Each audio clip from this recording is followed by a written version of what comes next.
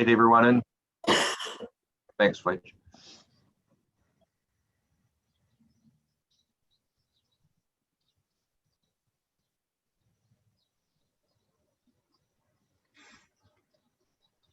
Good morning, everybody, and welcome to the second day of the Significant Natural Areas hearing. We had a pretty full-on day on, trying to think what day it was now, Friday last week. That set the scene. For those of you that have seen the recording of that, you'll see that there's been quite a lot of toing and froing between the panel and submitters and the council staff on various issues. So we'll carry on with that today. It seems that most of the people appearing today are lay people that may not be that familiar with this process. I just wanted to say on behalf of the panel that we're simply here to understand what it is you're seeking and to ask any questions of clarification of you. So to the extent that you're nervous about what you might be facing today, please try not to be. We're pretty gentle. And we'll simply ask questions if we don't quite understand what it is you're telling us. I should also say that for those of you that have provided either evidence or presentations, we have read those. If you haven't provided anything other than your original submission or further submission, we've read those as well.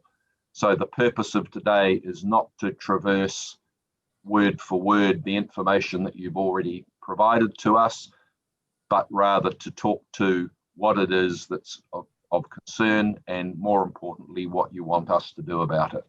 So we're not encouraging people to read vast tracts of material that we've already read, because that doesn't help us greatly. So we'll just ask, please, that you think about that when you're making your presentation to us. And I think without further ado, Mr. Denton, we're due to hear from you. And firstly, thank you for the very detailed information that you've provided to us. And as I've already said, you don't need to take us through it word for word, but to highlight what it is that's concerning and what you want us to do about it. So welcome, Mr. Denton. Just over to you when you're ready. Thank you. Good morning. Can you hear me? Yes, we can. Yes. Thank you. All right. Good morning. Yes, Terence Denton. I'm in support of submission number 352, which concerns the SNA overlay on 40 Cameron Town Road in Pukekohe. I haven't done this before, so I'm just going to try and share my screen for a presentation, if that's okay. It says sharing is disabled by the host. I can share. I've got your presentation here. If it makes it a bit simpler, I can share that. Or do you want? Well, do you have the PowerPoint? Because unfortunately, yes, the presentation, the Power has some animations in it, and I've also added something to make it a bit clearer. Mr. Bell, could you allow Mr. Denton access to the screen, please? Yep, you should have access now. Thanks. I should also say, which people are doing, if you're not talking and you're not and you're just observing for the moment, if you could just put your video off and microphone off, it just helps preserve the bandwidth and integrity of the conversation. Thanks. Not sure if you can see that presentation. Yes, we've got it. Thank you. Awesome. Sorry, this is all a bit new, so no, it's okay. Take your time. To start with, as a formality, just like to point out that there's an error in the address in the Section 42 report. I did put that in the evidence, but I guess from a legal point of view, I just need to make that. We're aware of that. Thanks. That's okay. Sure. So firstly, I'd like to say that in essence, we support the SNA objectives in terms of biodiversity protection and enhancement. More than 85% of our property is covenanted native bush, of which we value immensely. And I hope that our perspective is that of balanced landowners.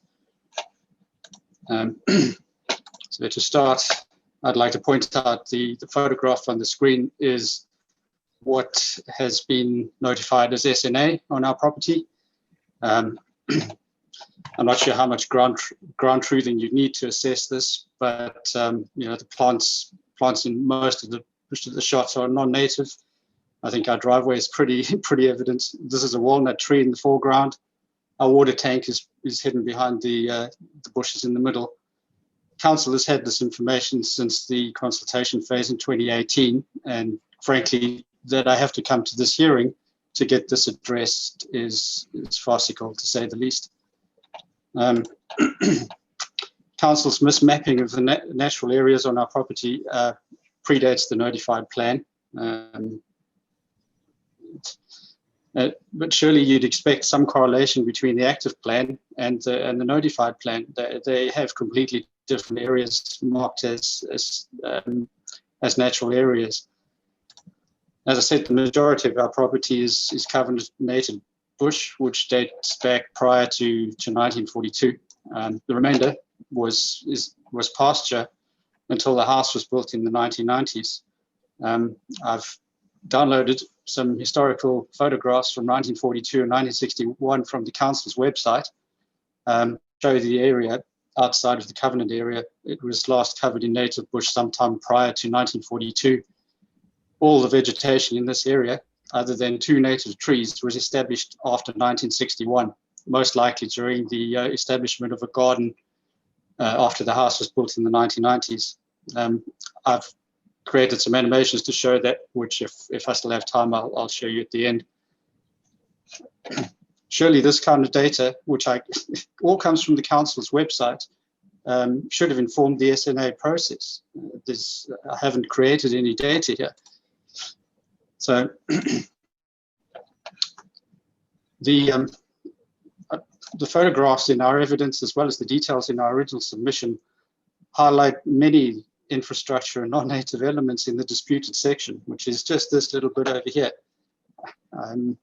Our submission also points out that there are areas in the notified SNA that should be SNA, but they're not. And the Section 42 report ignores these and the covenant area completely and just basically removes the SNA. So we've had conflicting information from the council right from the so-called consultation phase, and we're now really totally confused and frustrated. During consultation, it was clear that the area should not be SNA, but we couldn't get any confirmation in writing. The plan was then notified, and that showed that the area was considered SNA. We queried this, and we were again reassured that it shouldn't be SNA. And then the Section 42 report comes out. It removes the SNA under a blanket proposal, but then imposes Appendix 2 criteria as being sufficient on their own to designate an area as SNA. But there's no indication on how this process would be run or who would be responsible. And there was an opportunity at that point to outright reject SNA over infrastructure and non-native elements if those are indeed not SNA. But the Section 42 report indicates that SNA may well be overlaid over such elements. Again, we believe that we've presented clear evidence of infrastructure and significant non-native elements within the notified SNA on our property. The Section 42 report suggests ground truthing, but then also allows Appendix 2 criteria to designate an area as SNA. So where are we? SNA is removed, but potentially it might be SNA. So this new process that's recommended in the Section 42 report needs clarifications in terms of the SNA definition, or it needs a robust process defined in the plan, since effectively it bypasses this whole hearing process. Time is also of the essence. Landowners are again in limbo. Council, during our querying of the SNA overlay, Council indicated that they would take action on discretionary activities within the notified SNA. So if we do anything now, we're potentially in breach of the rules. If Appendix 2 alone defines the SNA, then the line is very unclear. So, as I said, at this stage, Appendix 2 doesn't on its own preclude infrastructure or non-native elements from being within the SNA. So if that's the case, then you need rules to address these elements. So far, the plan only accounts for things that are tracks or fences or drains.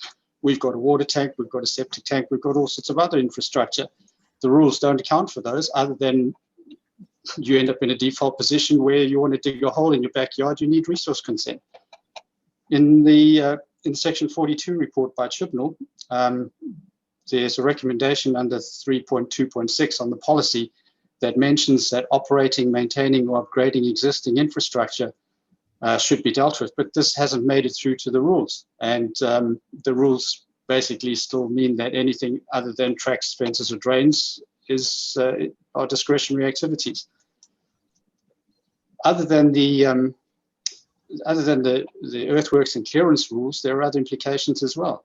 Areas with infrastructure under Appendix 2 can become SNA over time.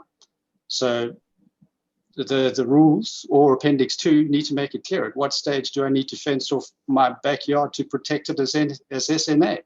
Who monitors the Appendix 2 criteria in this regard? How often is it inspected? In essence, I'm not opposed to the use of Appendix 2 criteria, but they need to be adjusted to specifically either exclude areas that are not intended to be SNA, like infrastructure or garden, because they're not currently covered in Appendix 2. Appendix 2 allows SNA to be overlaid over infrastructure. To me, Appendix 2 should focus on high value or true SNA and sort of ring fence that. Alternatively, you need the criteria to be amended, or you need additional processes in place so that Appendix 2 is not the sole determinant of SNA classification. The current Appendix 2 rules also, criteria also, because they can stand on their own now to define SNA, but they have no scale limits. And there's no real scale in the plan rules either. What prevents a 2 square meter area requiring a consent? The Appendix 2 certainly doesn't. There was a suggestion made on Friday's hearing by the Waikato Regional Council of having a general rule which would allow a certain practical level of clearance and I assume earthworks as well. And I think that could work, but again, this, like with the Appendix 2 recommendation, this fundamentally bypasses the hearing process. So, in closing, I don't believe that ground truthing is needed for every SNA. The council already has significant data at their disposal, and on the whole, I feel that the feedback from landowners, like we provided during the consultation phase, for example, should be trusted to correct the SNA extent. And you could do a sort of, not a ground, well, I suppose a ground truthing exercise just to verify that on a sort of a random basis. Again, using drones is going to be much more economical than ground-based truthing. But again, simple logic applied to existing aerial maps could already significantly reduce the erroneous mapping. This slide shows an aerial photograph of our property from 1942. And you aren't sharing your screen at the moment, Mr. Denton. You've turned the sharing off somehow or other. Oh. So if you're pointing us to something, you'll need to. Oh, I'm sorry about that. Reshare it, please. Here we go. Can you see that? Okay, so this is.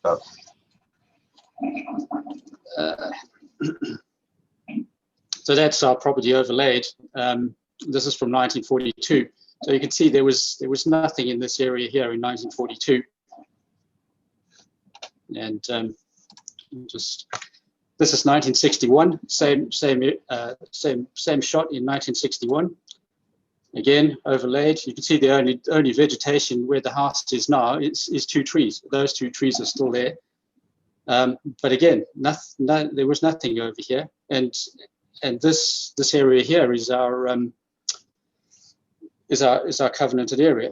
which you can see was original bush. Last slide shows the currently, this is taken from Google Maps. You can see this is the house, and this area is really garden. This was clearly established at the same time as the house. They're the two original trees, but the rest is our garden, and you can get this information from the maps. It's not something I had to show you. So so yeah, I guess that's really it. Hopefully, I've showed you, from our evidence and my presentation and all the way back to our original submission. I hope it's clear that the covenant area on our property is an SNA, but the remainder is clearly not. But I'd like to say that irrespective of what happens with our property, I think the SNA plan rules and the mapping still have significant gaps and inconsistencies which need to be addressed, specifically around infrastructure and existing features within SNA. That's all for me. Thank you. Very good. Thanks, Mr. Denton. Let's see if there's any questions for you. Would you mind turning your video back on so that we can? The screen or me? So we can see you when we talk to you. That's all. Yeah, I'm not sure that it should have a little button down the bottom that says stop or start video. So you give that a. That should be there. I don't know why it's frozen. Let's try that again. Try that again. That's unusual. Never mind. We'll make do. Let's just see if the panel has any questions of you. Thank you, Ms. Sedgwick. Yes, thank you very much for the presentation. Have I got this right that the area behind your house is currently covered by a covenant? If you look at the map, yeah. I'm trying to share a screen. Yes, our property is 1.9 hectares. 1.6 hectares of it is covenanted. Yeah. What sort of I'm not clear on that. It's under a Franklin encumbrance. I haven't found QE2 anywhere, but we manage it as a QE2 block. Okay, thank you. Thank you very much. Ms. Gibb? Thank you. Thanks, Mr. Denton. It was a really clear and well thought out presentation, and I don't have any questions. Thank you. Thank you. Ms. Gibb. Mr. Mark? Yeah, look, Mr. Denton, that's a wonderful presentation. Thank you very much. I do see a couple of things that you're requiring. There's a correction around the address. 7C Ridge Road has been mapped in there somewhere. I see you stated. I think it was just a cut and paste error. Yep. Yeah. And I suppose you're clear that you want to retain what was already there originally, and you're not happy with that being removed, I take it. Yes, to me, it makes, as I said, we support the SNA objectives. So it makes sense to have SNA over covenanted bush, but remove it from my back garden. So yeah, I just want a realignment of those. But also, further than that, I'd push that the rules need to address, if you're going to allow SNA to be overlaid over infrastructure, then the rules need to address that infrastructure. Currently, the rules only deal with tracks or fences and existing buildings that are under imminent danger. That's right. Maintenance is not really imminent danger. So I want to know how to maintain my water tank or my septic tank or anything if it's in the SNA. So you'd like some more thought given around the RD status that has currently been put forward, and obviously around Appendix 2 and how that can be improved. Yes, if the Section 42 recommendation that the Appendix 2 criteria on their own can designate an area as SNA, then I think those criteria need a little bit of adjustment, because potentially, because of the proximity of our garden to the SNA, there's one criteria that says if it forms a barrier or a corridor, it could be considered SNA. Now, I'm not an ecologist. I don't know where that line lies, but potentially our back garden could be SNA, and in that case, you need to, Appendix 2, as the sole criteria now for determining SNA, needs to be a lot clearer on what's in and what's out. Yes. Very good. Thank you, Mr. Denton. Mr. Kearney, any questions from you? Thanks, Mr. Denton. Did you buy into your property with the covenanted area? Yes, we did. That covenant has been, I think it's been there since the house was built. Okay. Look, I'm interested in your comment about, and it was a very good one. You said that there's sufficient information on council's database to do another reassessment, which is probably more finely focused, and you don't need to go out and do ground truthing. Do you just want to explain that a little bit more? Yes, well, as I showed in my presentation, those aerial photographs from 1942 and 1961 were taken from the council's website, so they have that data. They also have information from landowners in terms of what's actually on their property. Both of my neighbours were affected as well. And through the consultation phase, one of them was successful. The other one still had SNA over his forestry block. He's decided it's not worth fighting. But all the information I showed in my presentation was based on council data. I haven't had anything. They have data on the covenanted land. They have aerial photographs of the land. You can see clearly when the house was built, that's when that extra portion, the erroneous portion, was developed. So, you know, with a bit of logic and looking at those photographs, you can see exactly what happened since 1942. I don't know how far you want to go back in terms of establishing whether something is natural or, you know, but to me, 1942, 1961, they're good data points. I think the point here would be to try and bring it up to the contemporary situation, rather than keep going back. I think it's what's there at the present time. I think that's the paramount consideration. What I'm saying though is, yes, you could look at what's there now, but in determining what's garden and what's SNA, if you look back one step and look at 1961, that'll show you what has been developed as garden, especially if the landowner is telling you, hey, this is garden, and you look at those aerial photographs. You know, it's a logical process. You can see, okay, yes, this guy is correct.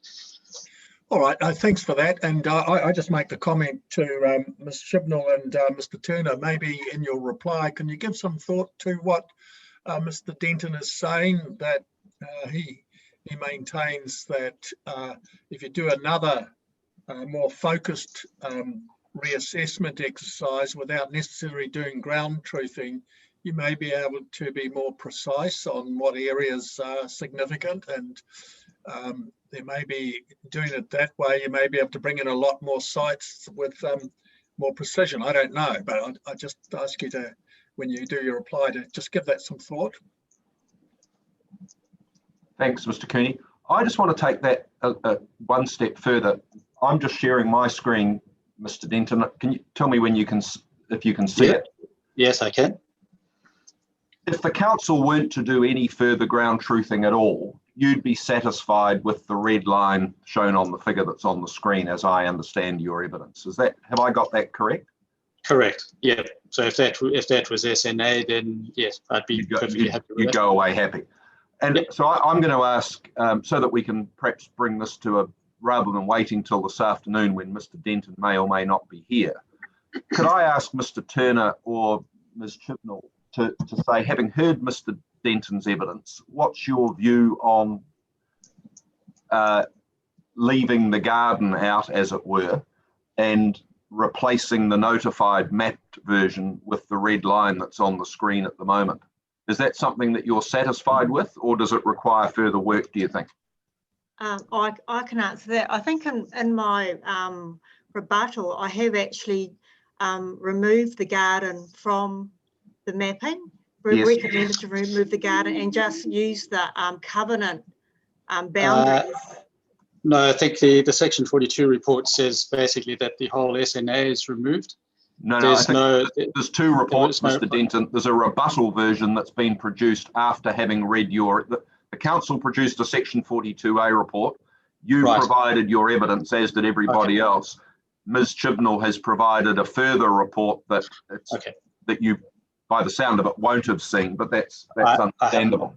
So that's why I was very keen to give Ms. Chibnall the opportunity to reply now, so that you could hear it, because I think her view and Mr. Turner's view and yours in relation to mapping are now resolved as between the three of you. So there's nothing from the staff recommendation point of view that says that the SNA should be anything other than the red line on the screen at the moment.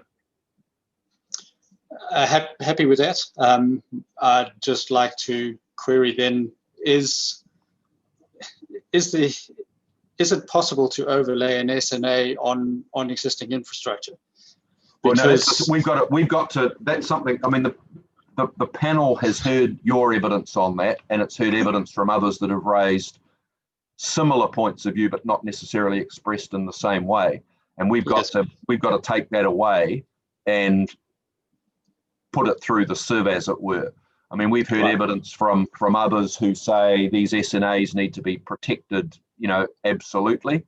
And we've heard from landowners who say that's a blight on our land and we need to be able to have reasonable use without having to trot off to the council every 5 minutes for consent or approval. So we're very live to the issue that you've raised, but we'll have to make a decision on that in due course. We won't get into a conversation, but it is fair to say, I think, that the panel is very aware of the point that you've raised very clearly with us, and it's something that, as I say, we're live to. Sure. Thank you.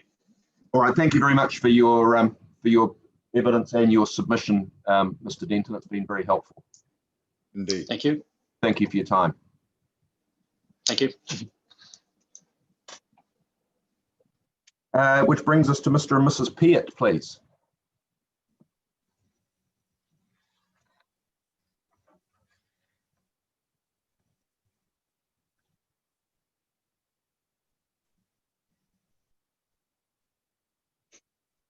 Here we go. Yep. Here we go. Morning, Mr. Peart. Welcome back. Good morning, panel. Thank you very much for hearing me. It's in regard to our property at 274 Oketty Road, and I'm slightly confused at this point because the only information that I've been able to find so far on the council website has my initial submission, decision requested, my reasons for it, and then the recommendation is to accept it as it stands, which is covers a smaller area than what was originally mapped in the SNA. Now, it may have been updated, I don't know. I attended a hearing for about Maori sites, and we came up with with basically the same area as what I'm requesting to have as under an SNA in regard to that. And so if in actual fact, it has been, the SNA on the updated version has been reduced to what I have requested, well then we're happy. If not, I'll take a little bit of your time and tell you why it should be. I think you should tell us, I mean, because the report that's in front of us is simply a recommendation. So we're not obliged to accept what anybody says on its face. We've got to take that away and think about it. So we have read your submission. We know what the issue that you're raising is, but feel free. I think you should just explain to us what your concern is so that we're very clear. Well, basically, we have an area that my family has farmed this farm for 110 years. And 50 odd years ago, a line was drawn, which is where the Maori site line has been drawn in consultation with council and my father. It was about 50 years ago, protecting the tip of that piece of land known as the finger or Peart's finger. And council at that time were also wanting to take quite a bit more land as protected. I've taken some recent photos, which I can show you in a moment. Just they're on my other screen. I'll just turn the camera around on this one and show them to you, just showing there is open space, as Ms. Chibnall and Mr. Turner would have seen when they were there. The only reason that there are trees anywhere left beyond that covenanted area is, or previously protected area, is that as a family we have chosen to do that, and my son and his wife will continue to do that as they carry on the farm. We just basically want to have flexibility to be able to use that area. We have always used it for more than just ourselves and our family. Recently, just over a year ago, my son got married down there. There was another wedding coming up down there. Those sorts of things. We want to have the flexibility to use it for community use and that sort of thing. And the bush that is there is because we have voluntarily retained it. I'll see whether I can just turn my camera around. Yep. Okay, that's my computer screen. And this is just, I'll get my son just to flick through these photos. These are just some photos that I took yesterday of showing significant grassed areas within, within the area. This is coming into, those first two are on the very edge of the zone. This is coming deeper into the zone. And from the aerial photos, this looks like solid bush. This was an open clearing where we've had a couple of weddings now. And then it just carries on down through into another. We've got several large clearings. That's looking back again. And this is into one of the larger clearings. So we've got lots of areas where there is just open grass and we either graze or maintain. And this area here is one that has traditionally had lots of gorse in it. And if it was not managed by us the way we have managed it, I think the next photo has a close-up of the young gorse coming back, which we've got to stay on top of. And just showing just the fact that there is significant open areas within the, and that again just shows the need for us to exercise weed control in this area, and how we've basically maintained all of this through the life that well, for the last 100 years, basically, since there was first any clearing on the farm at all. So we're more than happy to keep the very end clear, as it is, but we just want to retain flexibility of use. And I guess hearing some of the comments from Mr. Denton, I didn't listen in on Friday, but you alluded to it just a moment or two ago, Mr. Mitchell, that the whole thing about infrastructure, and we just want to be able to continue to use that area for the enjoyment of family and of the wider community and friends. Yeah, so basically, yeah, that's why we want to basically have the area reduced a bit, but we will obviously, the use that we intend to have for the rest of that area does involve keeping trees there, but we want to be able to just have the flexibility to be able to maintain it effectively and use it accordingly. We don't want to build a village down there, that's for certain. Yep, no, that's pretty clear. Let's see if there's any questions for you, Mr. Peart. Ms. Gibb? No, thanks, Mr. Peart. Very clear. Thank you. Mr. Marg? No, thank you, Mr. Peart. Very clear. Ms. Sedgwick? Can you tell me what sort of in the big grass areas where you have your weddings, what sort of trees are there? Are they all native trees? Yes, it's the whole area is native, primarily totara, some panga through the bush, and a few other ones. I'm not very good on it. My son's sitting beside me. Do you know what they are, or Steph told you? Certain parts is kowhai. Oh, it's the odd kowhai, yeah. Thank you very much, and thank you for your presentation. Mr. Cooney? No, thank you.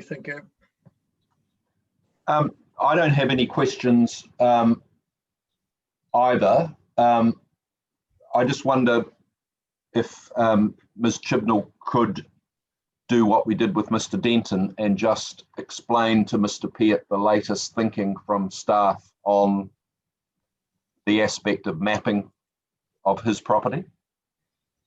Okay, I'm not sure whether Mr. Norris read the part 3, the section 42 report. We have, Mr. Turner and I did do a site visit out there with Mr. Norris, and we removed some of the areas from that are clearly just, you know, they're just vegetation, they're just paddock. Oh yes, that's it, yes. And You might want to have a look. You might want to have a look at that, Mr. Peart. Okay. Hang on, I'll blow it up a little bit so you can. Can you read? Can you see that? Yeah, I can.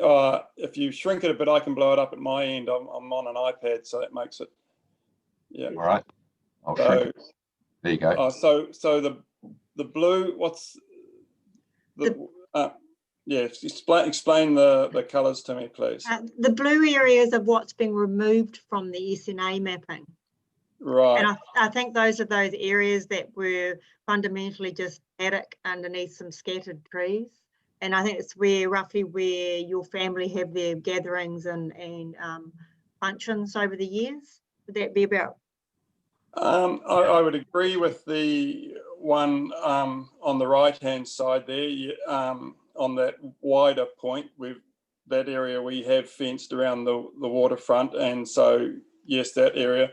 As far as the one on the left-hand side, there's still a lot. Most of those photos that I took were through that first part that comes from the blue back to the open pasture land, actually. So there is, there is quite a bit of bush there, but it's very open, and there's lots of, so there's a lot more area in there than is shown with the blue on that. So yeah, there's a lot more of that mapping area would be not SNA, and I guess it's just a matter of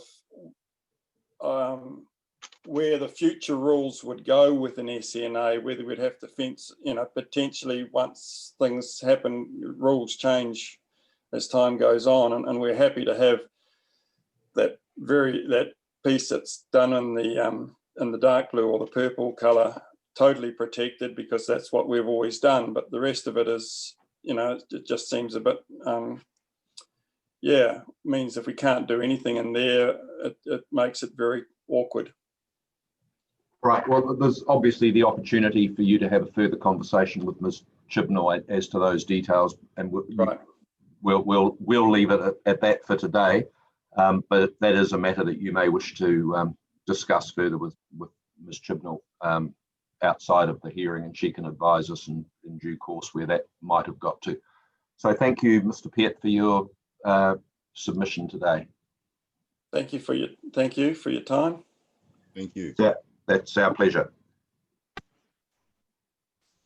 Our next submitter is Mr. Wood from the Transport Agency. Oh, hello everybody. So I haven't, I'm not proposing to read out my summary statement. I didn't capture all of your instruction at the start, but we're not in any disagreement with the officer's report in relation to our submission points. So if people are familiar with my summary statement, I don't propose to run through it. That's fine. That's what I understood, that you having now read the 42A report and reconsidered or thought further about the original submission, as you say, there's nothing now outstanding between you and the report writers. Correct. So I think we're happy to leave it at that. Right. If you are. Yeah. Was there any discussion on the interim rule approach versus was it? Yeah. Well, there's been a lot of discussion. Quite considerable, okay. I think it's fair to say. Yeah. We're live to the issue, and we can see that there are some tensions between conservation, landowner use, and then there's the infrastructure providers who have a slightly different take on it as well. Yeah. But I think we're pretty aware of what those tensions are. I think we'd support. I would support, I guess, some level of interim protection in light of just to re-emphasise getting some better mapping. And I guess the point probably not in my summary statement is just conscious of the NPS and indigenous biodiversity and the level of regulation that will bring forward. So I guess it's to re-emphasize the importance of getting the mapping right. I think that point's not lost on us. I think it's fair to say. Great. All right. Thank you, Mr. Wood. Let's just see if there's any questions. I suspect there won't be, but you can never tell. Let's just see how we go. Ms. Gibb, any questions? No, thank you. Ms. Sedgwick? No, very clear. Thank you very much. Mr. Marg? No, thank you. Mr. Cooney? No, thank you. Thank you. And I have no questions either, Mr. Wood, but we do appreciate the very constructive way the agencies approached this, and I have to say the other hearings in terms of trying to bring things to resolution. So we're appreciative of that. Thank you. Thank you for your feedback. See you, everyone. Thank you, Mr. Wood. Bye. Bye.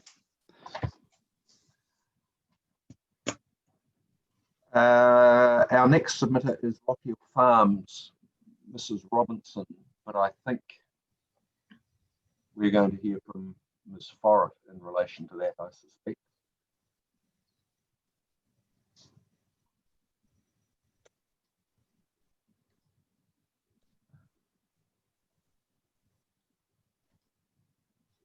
Have I got that right? I saw someone here before. There's Miss Forrest there, who I understand is representing Lockhill Farmlands, but I'm not certain about that. If she is, I can't hear her. I can see her in quite a dark room, but can you turn your microphone up? I think it's Ms. Forrest. It might be Ms. Core. I can't actually see because there's no sound.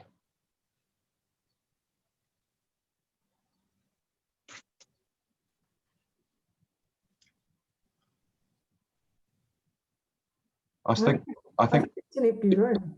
I think she's desperate. No, there's someone sitting there, and I think they're desperately waving a hand at us.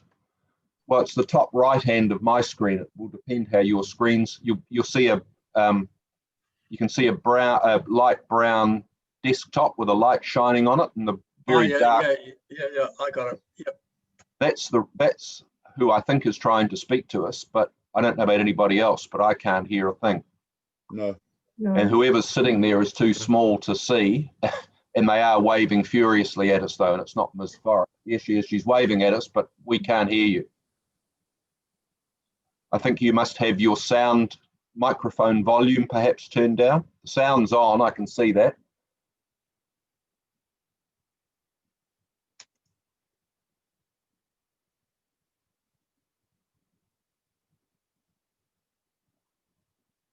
What I think I might suggest you do is log off the call and come back on again.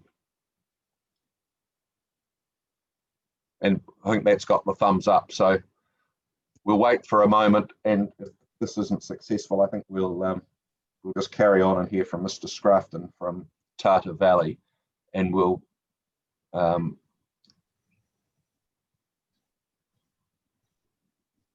let the technology get sorted out at the submitter's end.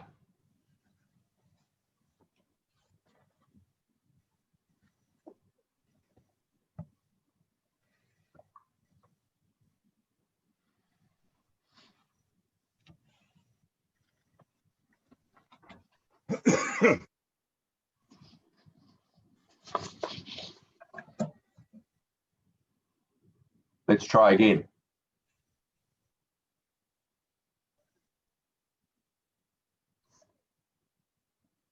I think there's something wrong with either your connection or your sound or your something at your end. It's certainly not the fault of the platform, because we can hear and see everybody else. What I might suggest you do is that if you've got some IT support in your office, that you go and get a bit of help. We'll take the next submitter and then come back to you. All right, that's what we'll do. So we'll press on, and if you could perhaps get some IT support at your end, we'll take it from there. So our next submitter is Tata Valley, Mr. Scrafton. Thank you. Hopefully you can hear me. Yes, we can. Thank you. Excellent. Good morning, panel.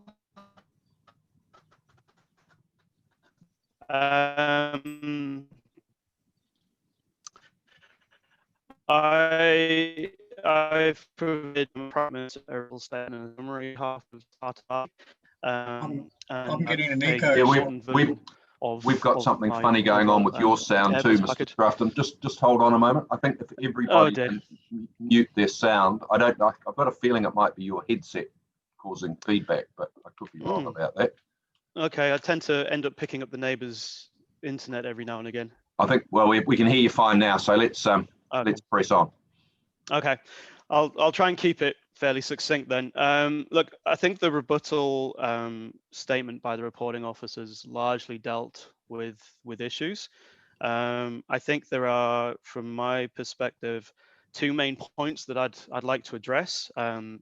One being the definition of significant natural areas and the mapping of them. And I wasn't at the hearing on Friday. Can you put your microphone up closer to your mouth, Mr. Scrafton? We're having trouble hearing. You've gone into some foreign language. Okay, that's. I'll just try turning the volume up. Is that better? It's not really a volume thing. It's a distortion. Okay. It's like you're picking up some feedback from somewhere. Right. I'll try changing my internet connection. 1 second.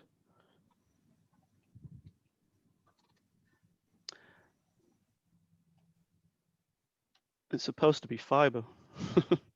It's working okay at the moment, so we'll just tell you if it fades away, and we'll get you to repeat what you've been telling us. So you're saying there were two things that you wanted to address. The first one was the definition, and then you went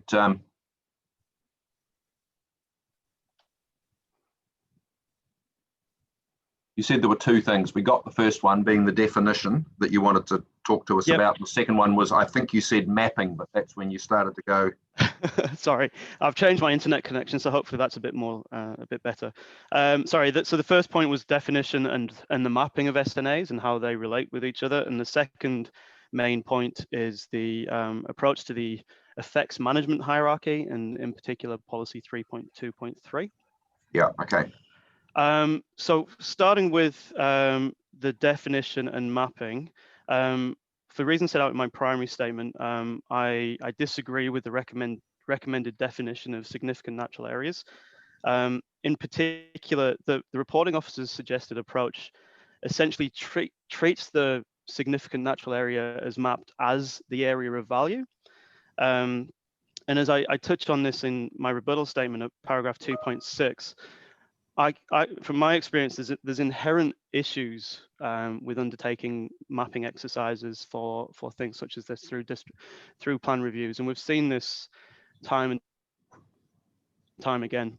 And what that comes down to is issues about resource and time available to actually do this accurately. And that can include things like cost of resources, methodology, down to simply access to people's land. Waikato district is a large district. Being able to undertake an absolute study would be very, very resource hungry. And then the second fact is that areas of indigenous biodiversity are dynamic in nature. They change, they improve, and they decline in value. So what might be mapped today may be of different value or a different area within the lifetime of the plan. So in my view, those factors around the complications of mapping really mean that the definition of significant natural area needs to really reflect that it's an area that likely includes areas of indigenous biodiversity value and is not itself in entirety an area of value.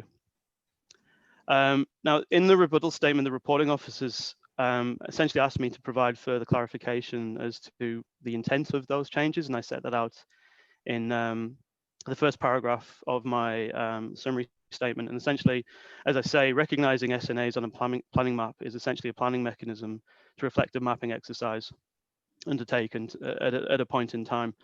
And as, yeah, I think I've essentially covered that point. Yes. And I'd also point that there are a number of amendments proposed by the reporting officer that reflect this point, including amendments to policy 3.2.3, which is focusing on the values as opposed to the area.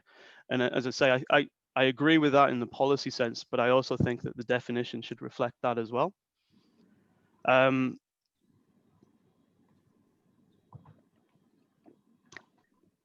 touch on the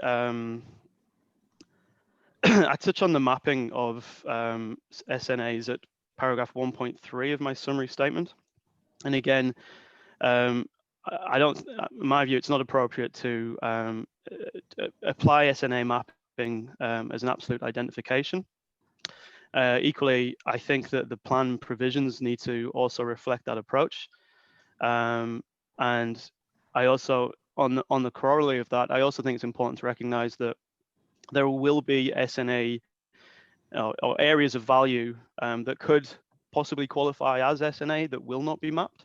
So therefore, the plan provisions need to recognize that SNAs are not the only tool in the box for managing indigenous biodiversity.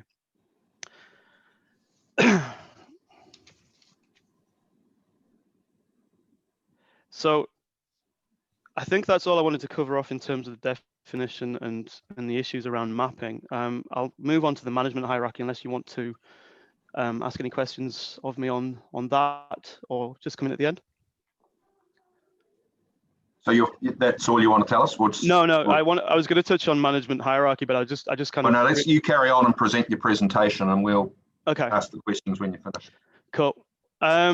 So at paragraph 1.5 of my summary statement, I know that I've suggested a number of changes to policy 3.2.3, and those changes are at 5.6 of my primary statement. The reasons for these amendments is because I consider that the policy 3.2.3 as currently recommended is a little too restrictive and doesn't adequately provide for the stepping through of the effects hierarchy. And essentially to summarize my recommended amendments, the hierarchy essentially starts with avoid. So you should be required to look at avoiding effects as far as practicable. And it's important to recognize that as far as practicable, or some of the recognition that in some instances avoidance is not always possible or appropriate. Once you've exhausted that thread, you move down to remedy or mitigate. And again, recognizing you remedy and mitigate as far as practicable is important. And I think that was the main point that the reporting officer didn't agree with. And again, once you've exhausted remedy or mitigate, you step down to offsetting residual adverse effects. And once you've stepped through offsetting, that's when compensation becomes an option. As I note, the reporting officer has partially agreed with my recommended amendments, but hasn't included as far as practicable with respect to remedying or mitigating effects. I'd probably point, and I don't know, I haven't covered this in my evidence. There's a good example in the latest NPS for freshwater management of how to set out an effects management hierarchy, which is largely what I've based my recommendations on. So as I say, I think it's important to recognize that there's got to be some limitations as to how far you go along each of those strands before you move down the hierarchy. And I think that's helpful for plan users. I noticed Mr. Matthews for Genesis raised concerns regarding my amendments to policy 3.2.3, noting that it doesn't provide for activities of care where there's no other practicable option or there's a functional or operational need. In response, I'd note that it's not the only policy amendment I recommended. I also recommended amendments to at paragraph 5.1.2 of my primary statement to include a new policy specifically about recognizing that in some instances there is a locational, operational, or functional requirement to be within a significant natural area. And in my view, those policies would work together. So recognizing a need to be there would give some consideration as you would step through the effects management hierarchy anyway. So yes, as I say, I've recommended those amendments in tandem, and I would hope that that would address the concerns raised by Mr. Matthews on that particular policy amendment. That I intend to leave it there. As I say, I consider most of the other points raised have generally been addressed by the reporting officer. All right, thanks, Mr. Scrafton. Let's see whether the panel has any questions. Mr. Marg?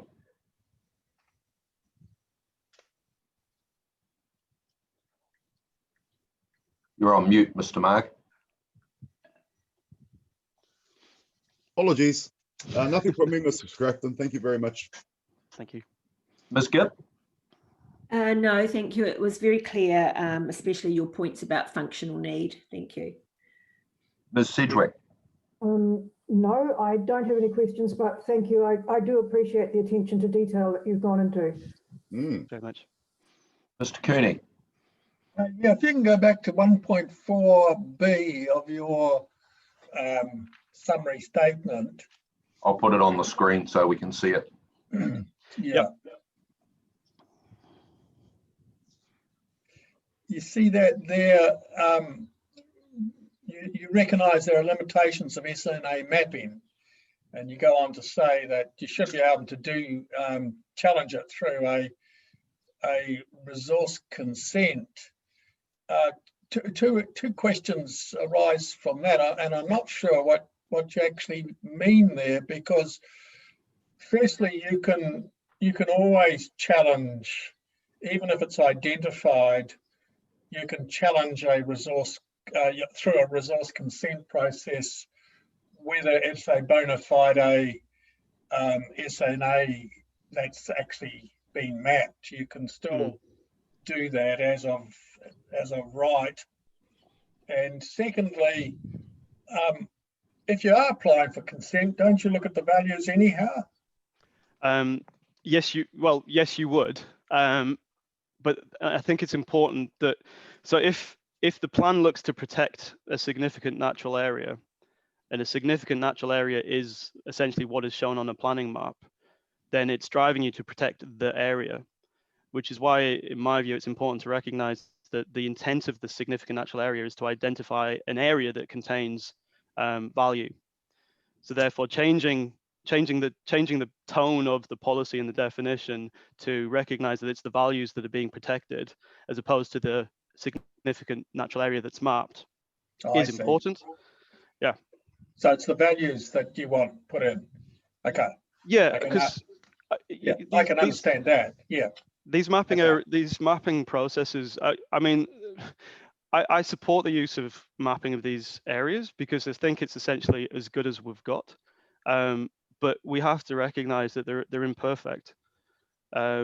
Even ecological studies on Tartar Valley site as part of the resource consent processing, we've seen in the time period of when they've been undertaken to what the ecologist is looking at now in his preparation of evidence, a change in his views as what is and isn't of value. So as I say, the plan needs to focus on values, and again, using SNAs as a mapping tool is a good method, but not perfect. No, but I'm just not sure if we have values in there in the policy to be protected, and then we have the maps, then that's fine. Then is it, in your view?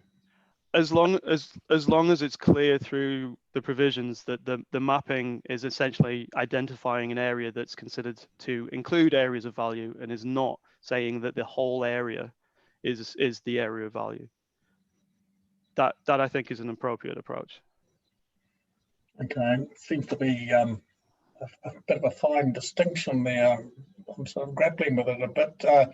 I can accept that you need to assess the values. Yeah, to give you an example, Mr. Cooney, when you get to the resource consent process, you undertake your ecological evaluation of the site, and you end up in a situation of having to prove that having to prove through the the ecologists debate what is and isn't of value. If the plan in itself is saying that the whole significant natural area as mapped is the area of value, you're already having to fight your way through the policy side of things as well. Okay. So it's just recognizing that's the case, I think, is helpful at the consent process. Okay, I think I understand. All right, thank you. I realized I was sharing my screen all the time while I was searching for what I was looking for, but this is the rebuttal report, 42A report, where Ms. Chibnall has amended policy 3.2.3 to say recognise and protect the values of indigenous biodiversity within significant natural areas. And let's not worry too much about the hierarchy that follows. But doesn't that address the issue that you're raising? It certainly does in the context of changes to policy 323. Yeah. And then I don't want to blind everybody by then trying to find the rule, because it's just a bit complicated. And as long as the rule, when you're talking about activities that require consent, reflect the fact that it's the ecological or biodiversity effects on the area that's been mapped, doesn't that address your issue as well? It goes to, yes, absolutely goes towards addressing the issue. Yep. As I say, I think a lot of the changes proposed by the reporting officer have certainly helped the point. Okay. And I think the final question from me is that the hierarchy, we've got to give effect to the regional policy statement, which has its own hierarchy. You made reference to you looking at other documentation, and I accept that this is a bit of a evolving field. But are you satisfied that the relief that you're seeking in terms of the hierarchy accords with that in the RPS, such that it gives effect to the RPS? I'm just, one benefit of Zoom meetings means I'm quickly looking at the RPS. I think that the effects hierarchy is quite clear in the RPS. That's my point. That's really my point. I guess the question is, how much wriggle room is there? And is the wriggle room that you're seeking such that it still gives effect to the RPS?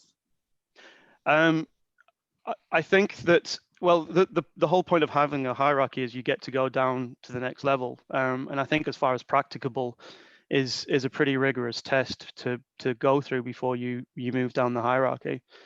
I'd point out that the one element that's missing, which isn't necessarily in the RPS but is in the new NPS FM, is after avoidance required demonstration of minimize.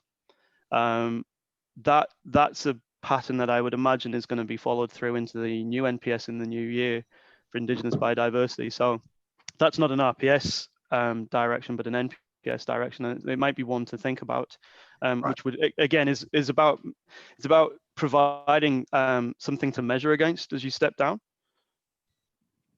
All right, no, that's helpful. I understand where you're coming from. Thank you. Thank you very much, Mr. Stratton. Thank you.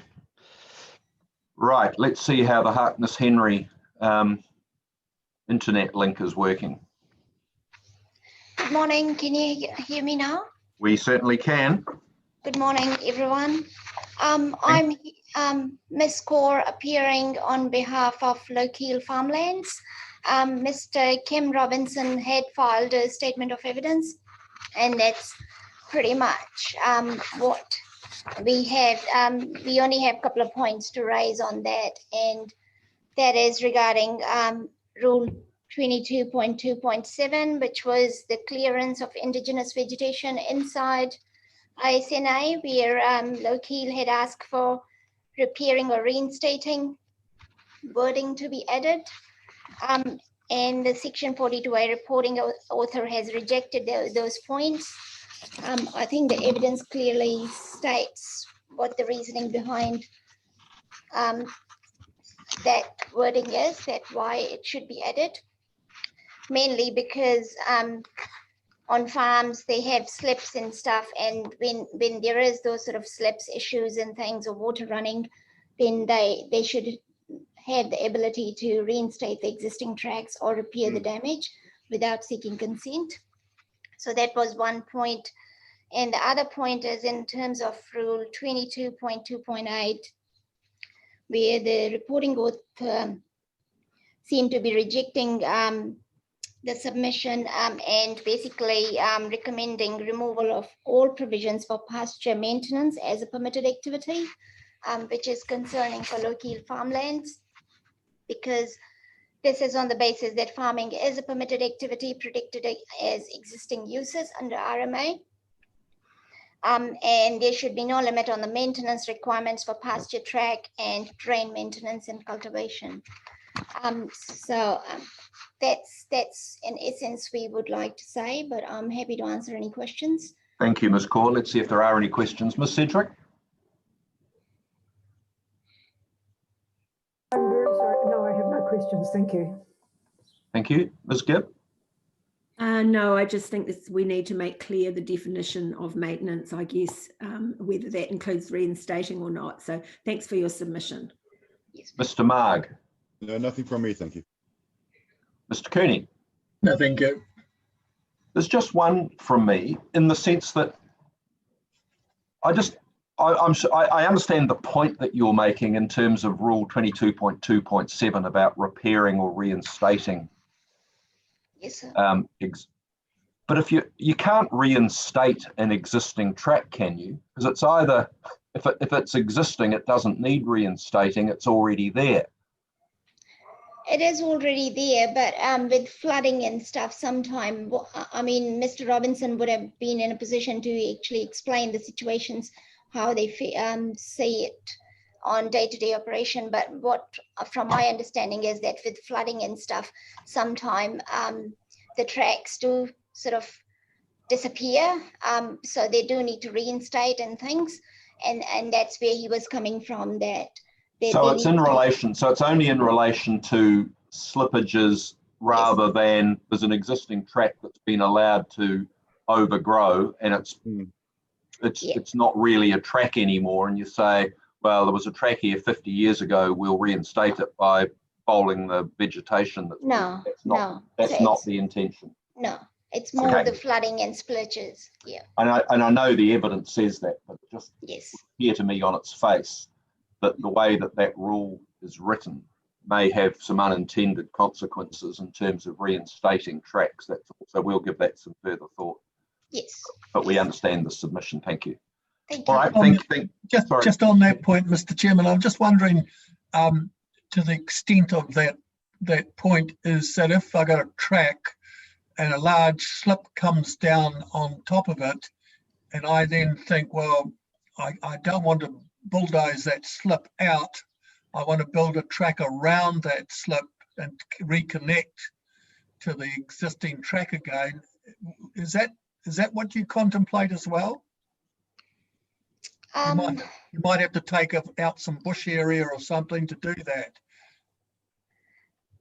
Maybe, but I think it's basically where there is an existing track that has been damaged with water slippage, and the farmers then, or the landowners then, do need to basically get the machinery out there if they can, and then repair it or reinstate it as it is required, because then it becomes health and safety hazard as well if they're not repairing or reinstating. Yeah. So yeah. I think Ms. Gibbs was right. Commissioner Gibb was right when it all comes down to the definition, I suppose, of maintenance. Yes. Okay. All right. Thank you very much, Ms. Kaur, and we're glad we've sorted your internet problems out. Thank you, sir. Thank you. Our next submitter is Mr. Newton, please.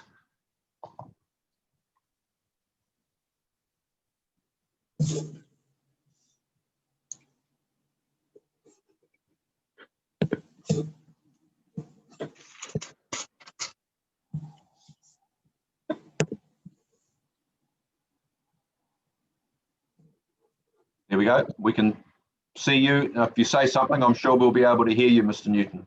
Okay, can you hear me? We certainly can. Loud and clear. Well, thanks very much for the opportunity, and I apologise if there's a little bit of traffic noise. I'm speaking on behalf of my brother-in-law, Malcolm Jackson. As you're probably aware. And I'm a little bit, I may have missed a few emails and things. I feel like I'm a little bit out of the loop with some of the developments over the last sort of few months. But however, you know, it's great to have the opportunity to, you know, just maybe provide a bit of context and just really keep a finger on the pulse of what's going on. Sure. For us, the process has been a little bit nerve-wracking from the beginning up until we actually had someone come and visit, which was Susan Chibnall and the ecologist, which you know, at that point in time we felt like there was potential for common sense to be included in the process. And so, yeah, I mean, that's a little bit of feedback. I haven't listened to all this other submissions, but I gather that you've had a bit of feedback in terms of sort of how the process has felt for a lot of people. And I have noted that a lot of people have put a huge amount of effort into trying to work out what's going on. And I mean, my brother-in-law tends to be more focused on just sort of keeping the farm going and crosses his fingers and hopes that, you know, there's nothing going to threaten that in the future. Because I think your submission is saying to the effect is that SNAs need to be properly defined and the rules around them need to be such that ongoing farming operations, for example, being able to keep pasture in pasture, even if it means pulling out the odd regrowth of Kānuka and Mānuka, etc., need to be all able to be undertaken. That's pretty much the guts of what you're telling us, isn't it? That's very much the case. I mean, the main issues for Malcolm's property are that a lot of the areas are, you know, sort of hopelessly inaccurate. I'd say that, you know, there are areas of dead and dying macrocarpet trees included, and when we stood at the farm with the ecologist and your planner, we couldn't work out where the areas were, you know, even though we had a map in our hand, and I see that obviously as a, you know, if we're fairly clear on which areas of the farm are special and need protecting. Malcolm's recently covenanted 3 or 4 hectares, and we're currently, you know, we've got applications in for a further almost 25 or so hectares, and there are plenty of other areas which, you know, the family has looked after for the last sort of 150 years or so, and, you know, keen to continue to do that. So that is the main area for us, is that it's the map area is very inaccurate, and also obviously, you know, as it stands, it would threaten the farming operation if it was implemented as it stands. I'm just having a quick check, but that's. I mean, the other main thing I think we may also have mentioned is that the boundaries, you know, we need sensible boundaries that sort of reflect fence lines and contours or whatever, so that we can know on the ground where these areas are, which is currently. I know this sounds hard to believe, but you know, I think that your staff will sort of attest to that it's what you see on a map is very different to what you see on the ground. Indeed. I think we should just say that they're not our staff. We're an independent panel whose job is to hear from the staff of the council and their advisors and from the submitters and make our own independent judgment. So, the Section 42A report, as it's called, is just another piece of the puzzle that we have to untangle and so forth. So nobody has any greater say than anybody else. I just want to make sure that you're aware of that. We're not here to rubber stamp what the council say, nor are we here to blindly accept what submitters say. We've got sort all that out and then make an independent decision based on the information we receive. Okay. Yeah. Thanks for clarifying that. Just one other thing to mention while I've got the opportunity to talk to you is that I think this also is something that's probably come up in other submissions, but I think that we have an incredible number of really interesting species, plant and probably insect, etc., species biodiversity on the farm, and there are, but there was talk about the whole Manuka Kanuka thing and whether or not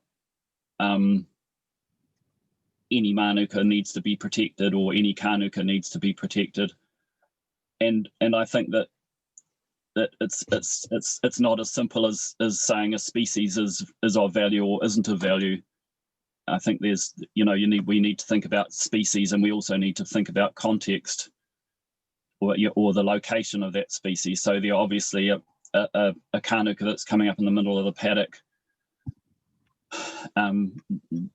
we will not look after, whereas and even a Kanuka along the edge in some places of a track or whatever is not necessarily of value because that's come up. It may have been cut down 3 or 4 times in the last 100 or so years. So I think having a rule that allows that doesn't just identify a particular species of plant as worthy of protection, but as every area is unique. There are some plants that are weeds in other parts of the country that are probably of significance on that part of the farm, and vice versa. So I guess that was just one other point that I really like to emphasise, if I might. Thanks. All right, thanks very much, Mr. Newton. Let's see if there's any questions for you. Mr. Marg? Nothing from me, Mr. Newton. Thank you very much. Ms. Gibb? No questions. I just want to commend the family for their balance between farming and protecting of these special areas. So you can pass that on. 150 years of looking after the place is great. Thank you. Thank you. Ms. Sedgwick. Thank you. You do. I don't have a question, but just a comment. You make a really good point, I think, about context versus species, and it's one that has been raised before, and equally your issues have been well canvassed by other submitters. So we're very aware of what your wishes are and where you're trying to go. So thank you for your submission. Thank you. Mr. Cooney, any questions from you? No, thank you. I do echo what Commissioner Sedgwick just said. Context, it's a good point you made. Thanks. And I have no questions either, Mr. Newton. Thank you very much for the time you've taken to present the information to us today. Thank you very much. Drive safely. Yeah, thanks. All right, our next submitter is Ms. Tregida, please.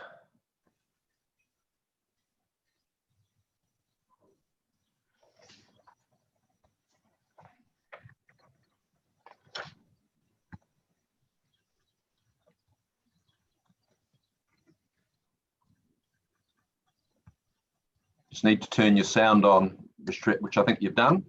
Hear me now? Yes, we can. You might. There you go. I was going to say you might want to move your camera down a bit, which you've done, so we can now see you rather than the top of your head. That's perfect. Thank you. Just when you're ready. Okay. Well, first of all, I'd just like to thank you for your introduction day the other day. It was very interesting. Your plan states that my properties would be classified as SNA. I call them my significant natural assets, and they are the only assets I own. To my family, they are simply known as the bush. You all right? Yeah, I'm not sure what happened there. Someone I think that was Mr. Cooney, whose cameras. Just one moment, Ms. Tregida. We just better check on what's happened to Mr. Cooney. Is it just me, or is his camera all gone skew with and he's disappeared? Is everyone else seeing that? Yeah, He's gone on my screen as well. He moved his camera around as he moved away. I thought he just seemed to dart off to the side. And yes. Yeah, I might just.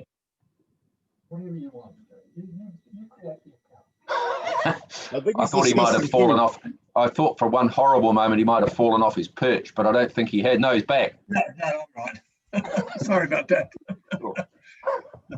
No questions, thanks. Thought we were going to have to send the paramedics in, but fortunately we don't. Sorry, Miss Treasurer, just right. Away you go. We on again?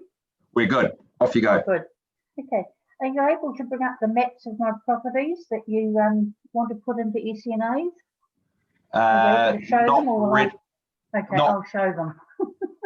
Oh no, it's not going to. Let me see what I can find. Hang on a minute.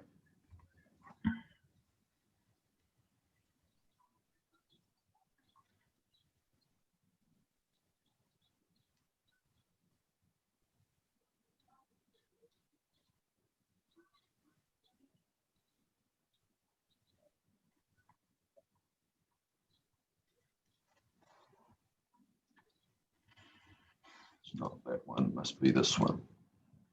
Were they in your submission or further submission? The ones that you're looking for, that you're wanting me to put on the screen? I think they were in both the submissions in actual fact. Certainly the submission's got a whole, there's newspaper cuttings and things, so you're going to have to tell me what it is you want us to show, because I'm not clear what it is. Okay, I just wanted you to bring up what you want to put into SNAs. Which well, we don't want to put anything into SNAs. We're an independent hearings panel considering the evidence and so forth. So from that the staff are recommending. So you'd like me to go to the staff report? Is that what you're asking me to do, rather than your submission? Yes. All right, that's going to take me a moment. Hang on.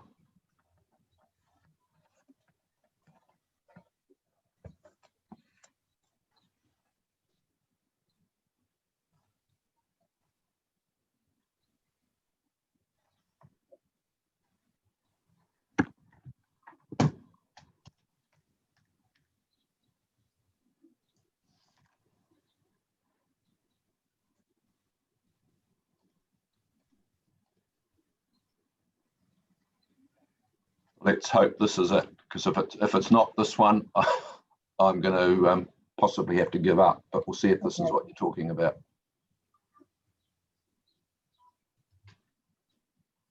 Is that it? Yes, that's the front block. Okay, I've got 3 blocks there all together. I think there's another. Oh no, that's not you, is it? That's next. No.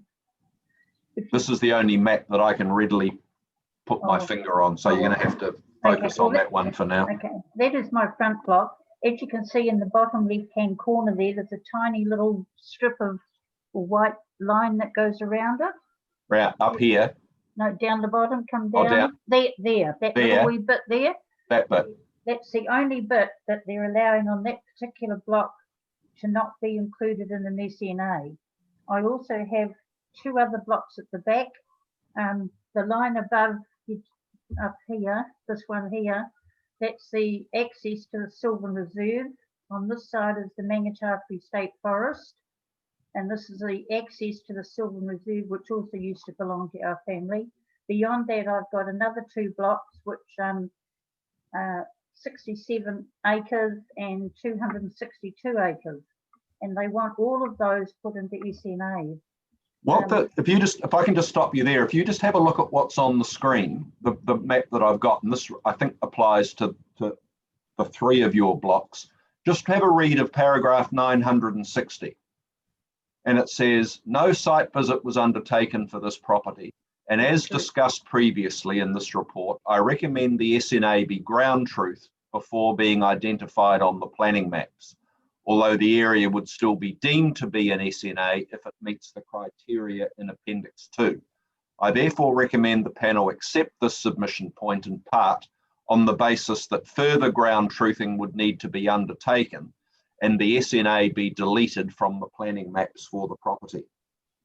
So I think you your submission was written obviously before the council formed that view, or the council staff formed that view. So I just wanted to point that out to you. And certainly the panel is very live to the point that people are saying there's unground truthed SNAs being proposed on my land. They should not be there until such time as they have been confirmed or otherwise to be imposed. And I think it's fair to say that's very much the thinking that the panel has. So we're very minded not to include SNAs if they haven't been ground truthed. And that's the recommendation from the staff to us as well. Okay. I'll just carry on with a few other little things that I'd like to make the panel aware of. All right, I'll take the map down so I can look at the picture, so I can see you rather than that. Okay. Sorry, I just need to, it's my emails, which you don't need to see. Okay. Here we go. I'll just read it quickly and all right, no, that's fine. Away you go. My properties are mainly surrounded by other DOC managed areas. In 2002, an application was made to a government-funded buying entity by DOC for them to purchase and manage the back block as National Park. DOC letter to me was, I wish to confirm that regretfully, because of their commitment to purchase other properties to be considered of higher value, they have declined our application. The department is disappointed with the fund's decision. In 2017, I personally again applied for funding for the same reason. Their response to me was, we recognise the importance of the ecological value of your land and appreciate your willingness to negotiate. I was not even offered the bare land value and they expected me to renegotiate. I was so upset that I did not even reply. They also stated, we acknowledge what you and your family have done for conservation and would like to thank you on behalf of all New Zealanders. These sections of approximately 2 hectares sell in Mangatawhiri for up to mid-$400,000. Why then is there no value put on a property full of mature natives and other fauna? Auckland City Council in 2016 and 17 spent $46 million on new parks, one of which was only 12,400 square metres at a cost of $410,000. See my point? MPI wrote to me on the 22nd of the 3rd, 2019, replying to a letter I sent them regarding permit plans for felling native trees. They stated, our officials are aware of the history of your property and can arrange a visit to discuss how the forest management provisions of the Forest Act can be applied to your property.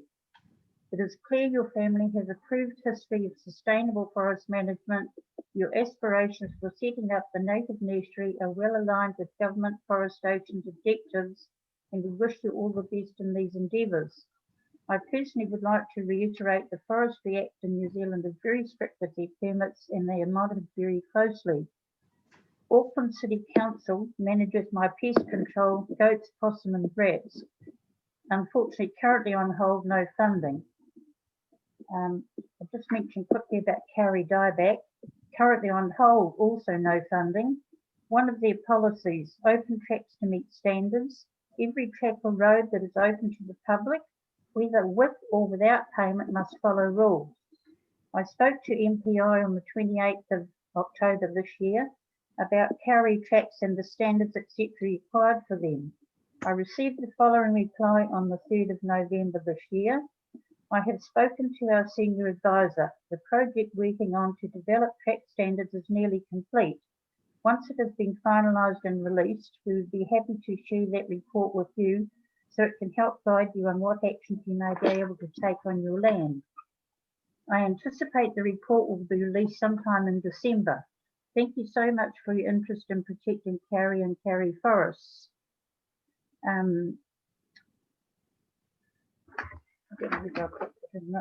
Auckland City Council manage my current, or I don't know if I put that in, goats, possum and rats, currently on hold, no funding.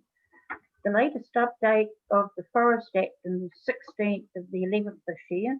The Forest Act applies to indigenous native forests on private land and covers timber from existing or regenerating forests. Indigenous forest land is defined under the Act as land wholly or predominantly under cover of indigenous native flora. The rules under the Forest Act are different for planted native indigenous forests than for existing native forests. The Act recognises the landowner's right to get an economic return from their privately owned asset, but also recognises their responsibility to maintain a healthy forest and functioning ecosystem.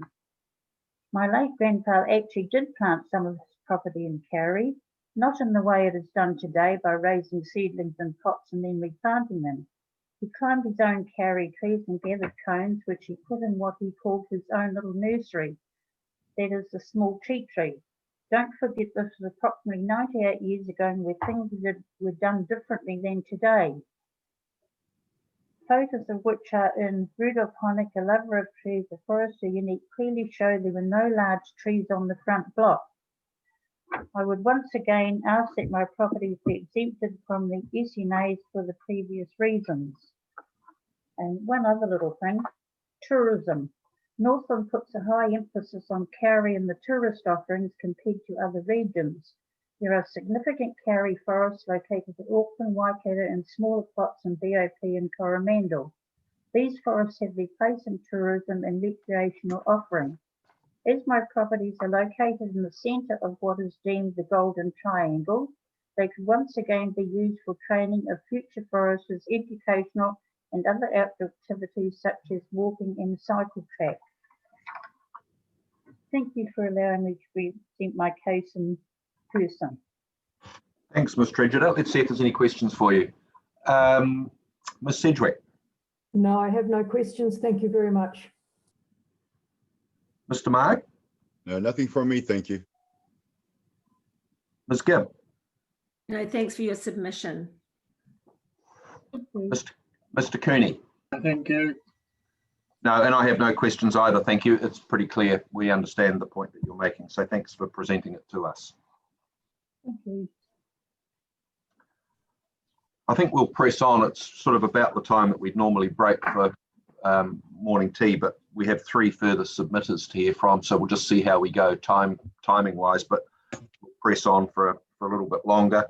And we've got the Dilworth Trust, who I think Mr. Arbuthnot is off course substitute for Mr. Blomfield, who's on parental leave. Yes, can you hear me okay?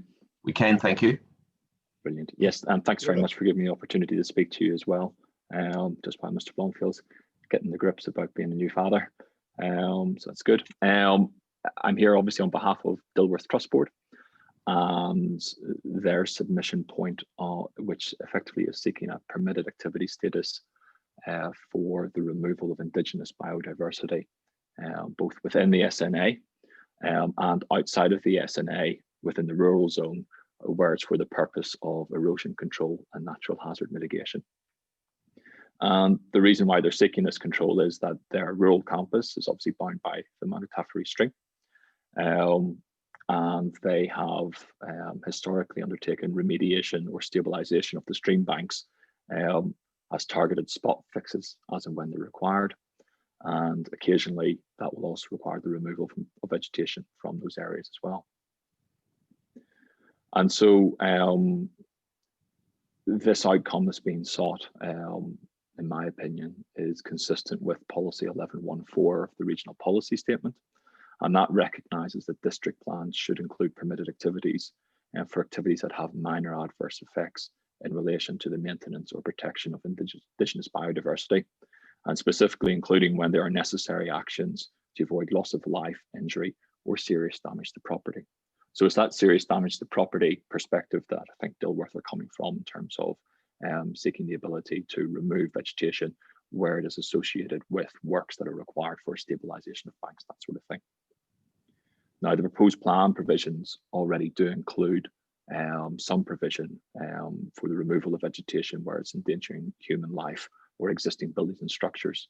And in my opinion, and Mr. Blomfield's opinion as well, is that the rationale behind that permitted standard equally applies to what Dilworth are seeking in relation to erosion control, stabilisation of banks. So Mr. Blomfield has recommended an amendment to Rule 22.2.8P1, which I agree with. And that includes an additional line item, an additional criterion, which allows indigenous vegetation clearance to be undertaken. There we are. Outside of a significant natural area, where it is to undertake erosion control and natural hazard mitigation works to the banks of a river, stream, or other water body.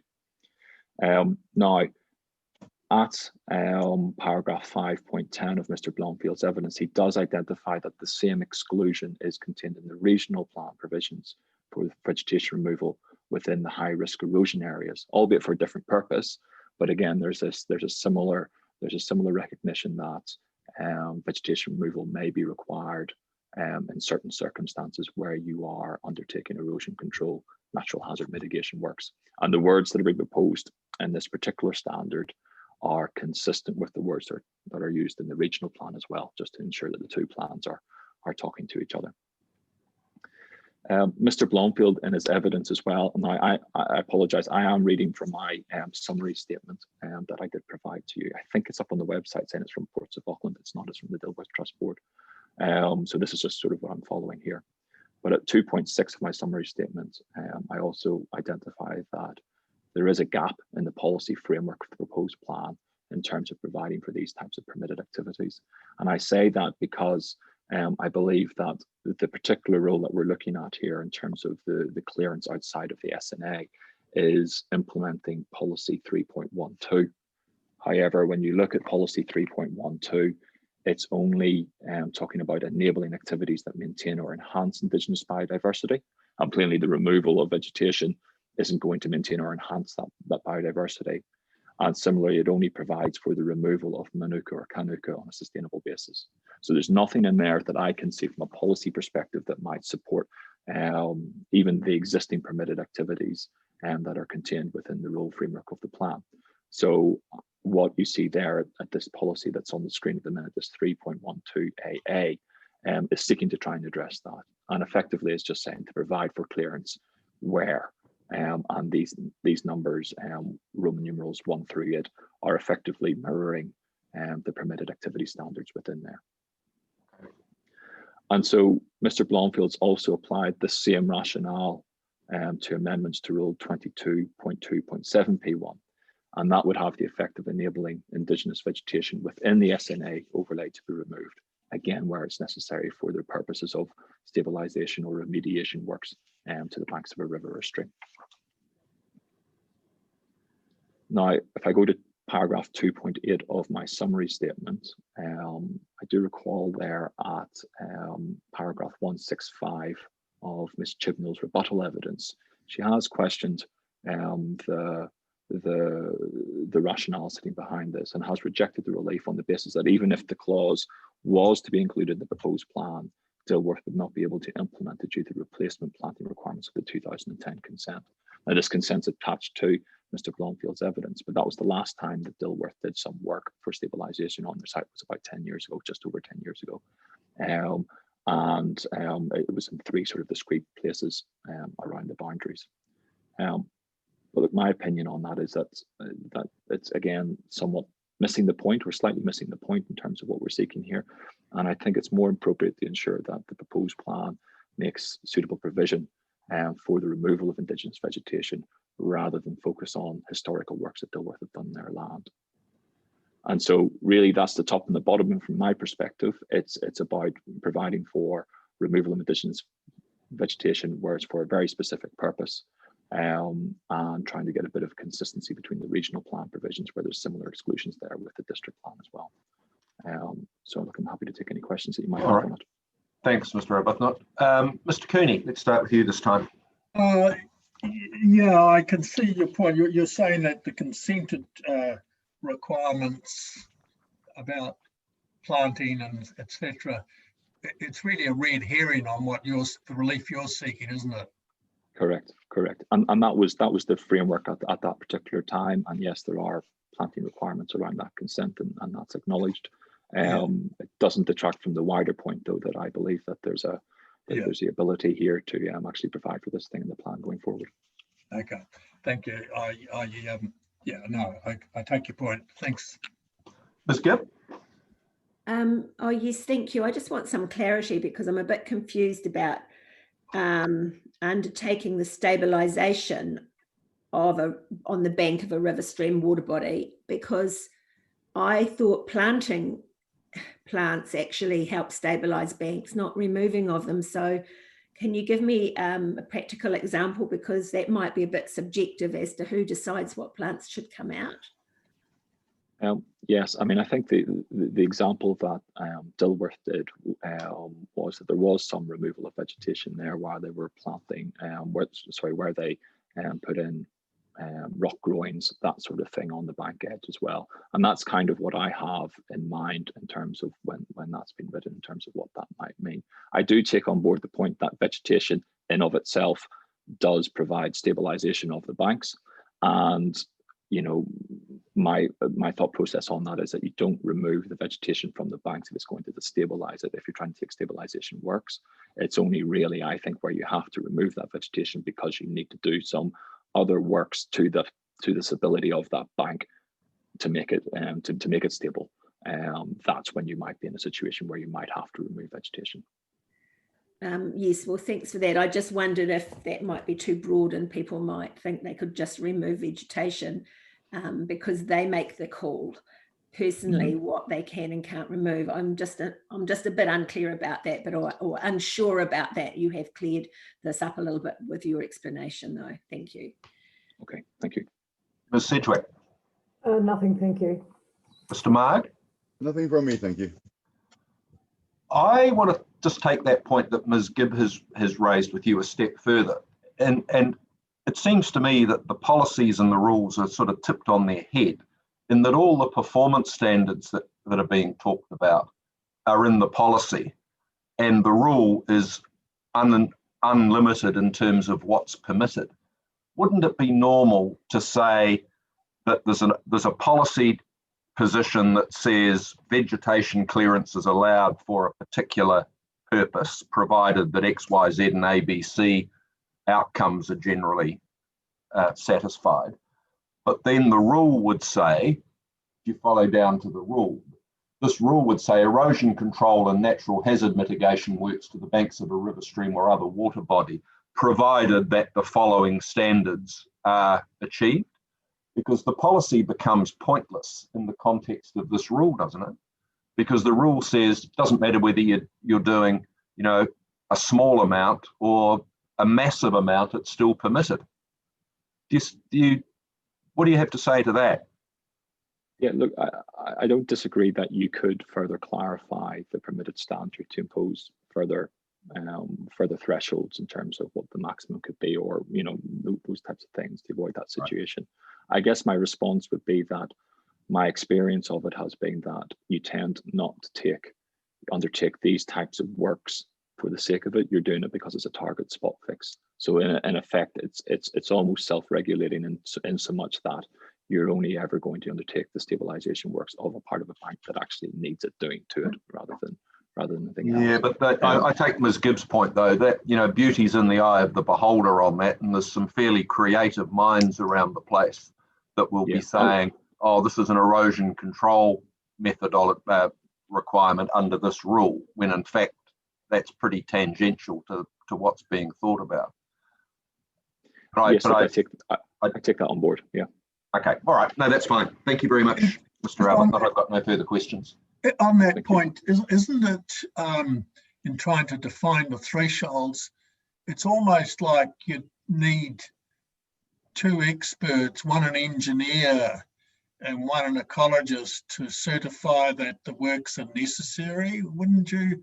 I'm trying to think of a creative way to give what the relief you sought, but also to try and address the points that Commissioner Gibb raised and the chair. So, yes, I mean, comment on that. Well, absolutely. I mean, it's one aspect of a wider scope of work. So, you know, the stage 2 stuff, for example, will be looking at natural hazards, and so within that, there will be activities within there, no doubt, that will deal with these types of activities in terms of the land use consenting requirements around that.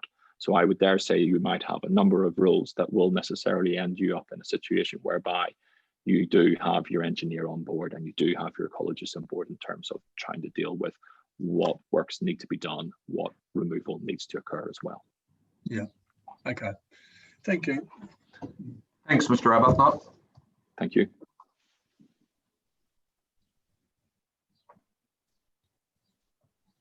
Our next submitter is Mr. Murphy, please.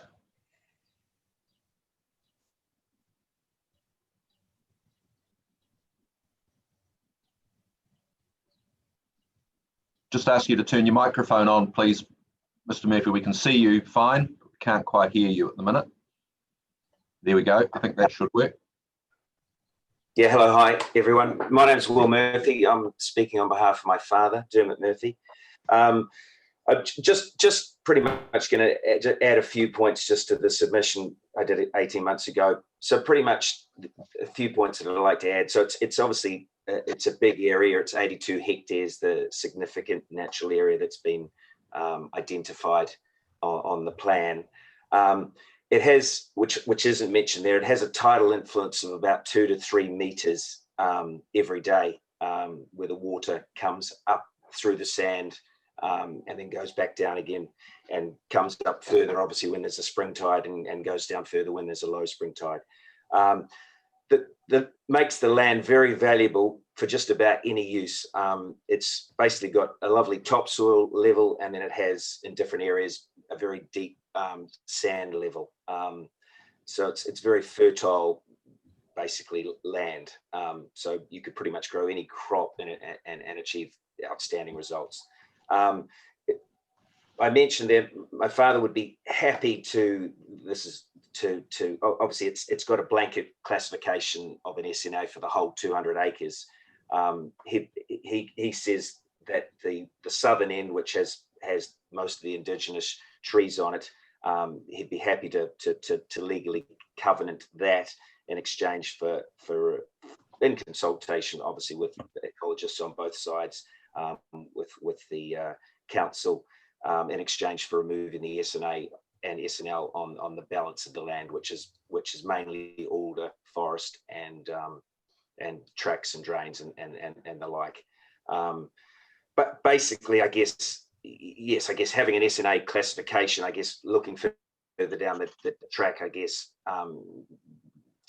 it could go even further and restrict cattle from grazing down the line. And at the moment, there'd probably be 100 cattle grazed for 10 months of the year. So it's a significant part of the farming operation that are grazed out there when it's dry. And this last year, I think they've been out there the whole year because it's been so dry. I guess by classifying as an SNA, I guess it basically, I guess, extinguishes some of your property rights in terms of the flexibility of how you can and can't use your land. And I guess I'm just trying to stress that it is very valuable land. Obviously, there's those on the conservation side who say it should all be put to conservation, and then of course those on the other side who say farming, it can be developed and it would make great farming land. So obviously it's a compromise would be nice, but of course, and at this stage it is being used for grazing, and obviously it's managed for weeds. Irises are sprayed, blackberry, kikuyu when it comes in, and various things. But it's used by, there's probably about 15, 20 whitebait stands on the edge of it. Duck shooters come in, so it's a beautiful area. There's lovely tracks throughout. You can walk throughout it. That's pretty much what it is. So the only other thing I was just going to mention is on at the moment the only vehicle that you've got for, I guess, providing compensation for landowners is providing titles. We wouldn't want any titles on the property. It would be better used to have titles that could go to like a village like Pocono or somewhere and maintain rural farms as rural farms. This is yeah. So I guess at this stage, I think that the highest level is 10 hectares. I think you give 3 titles, where this is 82 hectares. So 3 titles, it's much more valuable as farming land.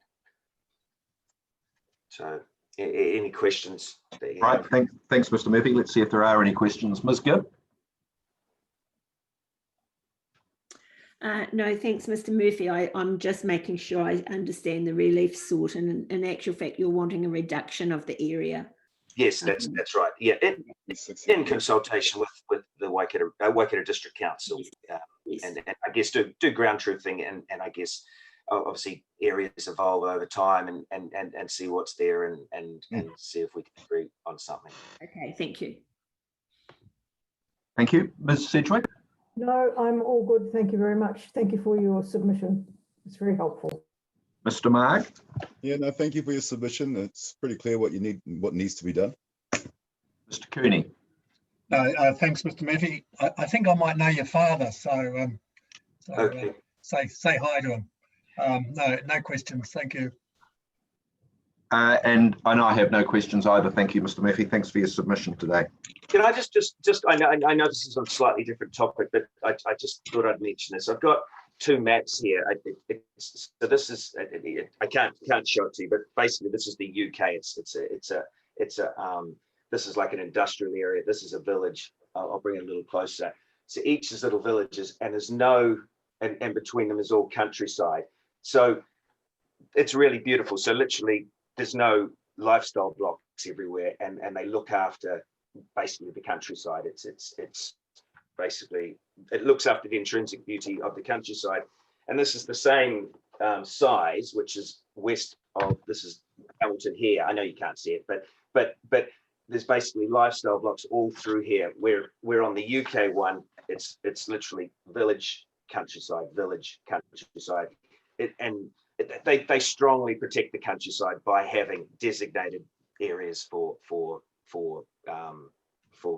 new houses, effectively, rather than ad hoc lifestyle blocks everywhere. And it doesn't take long before it could be all houses from Auckland to Hamilton, if you know what I mean. We've had submissions to that effect at other hearings, so we're certainly live to that issue. And thank you very much. Thanks, Mr. Murphy. Okay, bye.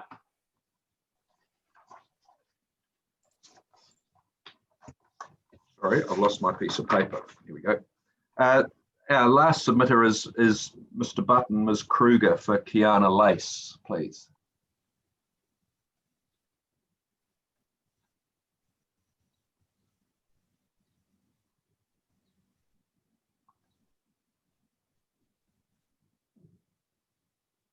I think you're good to go by the look of my screen, Mr. Butt. So just when you're ready. Good morning. Good morning. Thanks for the opportunity of actually spending some time at the hearing. It's been an interesting process so far. Cheryl's not present currently, and so I'm here submitting on behalf of our family trust, Kiana Lace, pardon me, for our property at 399 Bedford Road and Ko-Fi Paradise. We bound on Bedford Road on our frontage, and our rear part of our property, our lifestyle block, runs along the Te Manui stream. And alongside that, of course, is the Te Manui walkway, and that looks across at our property. And we identified it as a result of the consultation process that there was an SNA across the rear boundary of our property, and have had ongoing discussions with council in relation to that through the submission process. We sought to have the SNA removed completely from our property, and with that process, and recognising that the desktop exercise that actually put those SNA petitions in place, it is a pretty blunt instrument in its own right, and so the ground truthing that occurred with Mr. Chipnell and Mr. Turner as they came to our property was an important part of the process. Their report actually identifies that the Area 1 does have indigenous flora on it, and Area 2 has nothing of value and doesn't merit inclusion or an SNA. We're supportive of that particular finding, and I note that the Department of Conservation's objection was based upon the need to complete ground truthing to identify those that should be in the SNA, and those areas that should be excluded from. So I don't think there's any, I think we're all on accord in that regard. And with that in mind, that completes my support for our submission. Very good. Thank you. Well, that's a nice positive way to end submissions. So let's just see if there's any questions, Mr. Butt. Thank you for, thank you for your submission. It's very clear, very focused. So thank you. Ms. Sedgwick. I have no questions, but having walked the Te Ota Manui walkway a number of times, I'm very well aware of where you are. Thank you. Thank you. Ms. Gibb? No, nothing, thank you. Yep. Mr. Marg? Fantastic way to end the hearing, Mr. Butt. Kia ora. Kia ora.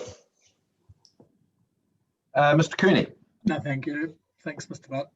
No, and I have no questions either. Thank you, Mr. Butt, and appreciate your time today. You're welcome. Have a great day. Thank you. Good night. That brings us to the end of the submitters that are scheduled to speak. There are some names on the screen that aren't necessarily familiar to me. Can I just clarify that there's nobody online that's expecting to speak to us today?